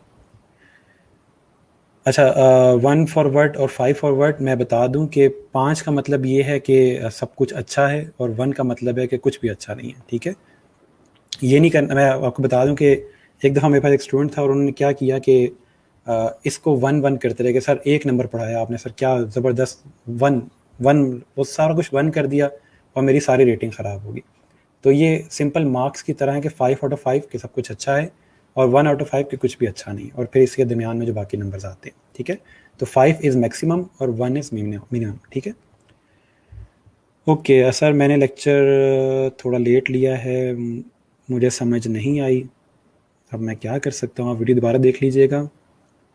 सर वीकेंड क्लास नहीं होगी? नहीं जी, अब नेक्स्ट क्लास हमारी इंशाल्लाह मंडे को होगी। Sir we only remove issue only please consider. Sir Haroon को आप कांटेक्ट करें और उनको बता सकते हैं कि ये वाली वीडियो रिमूव करें या ना करें, ये उनके हाथ में चीज़। ठीक है, ओके ठीक हो गया।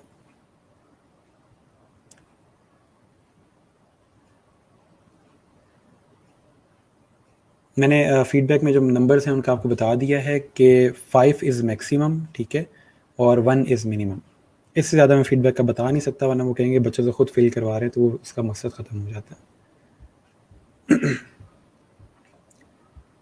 अच्छा, गुलाम पूछ रहे हैं कि लेक्चर 4 कितने दिन तक रहेगा? आप सर हारून से पूछ लें, वो आपको बता देंगे। आप उनसे रिक्वेस्ट कर सकते हैं कि हमने इसमें टूल सीखे हैं तो इसको थोड़ी देर तक रहने दीजिएगा।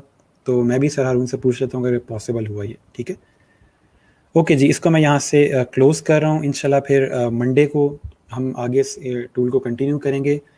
अगर इसके दौरान कोई इशू आता है, वो चाहे सैटरडे हो संडे हो, जब भी आपको मसला आता है आप मुझे कांटेक्ट करें। हाँ, मेरा रिप्लाई लेट हो सकता है बट मेरी पूरी कोशिश होगी कि आप लोगों को मैं रिप्लाई करूं।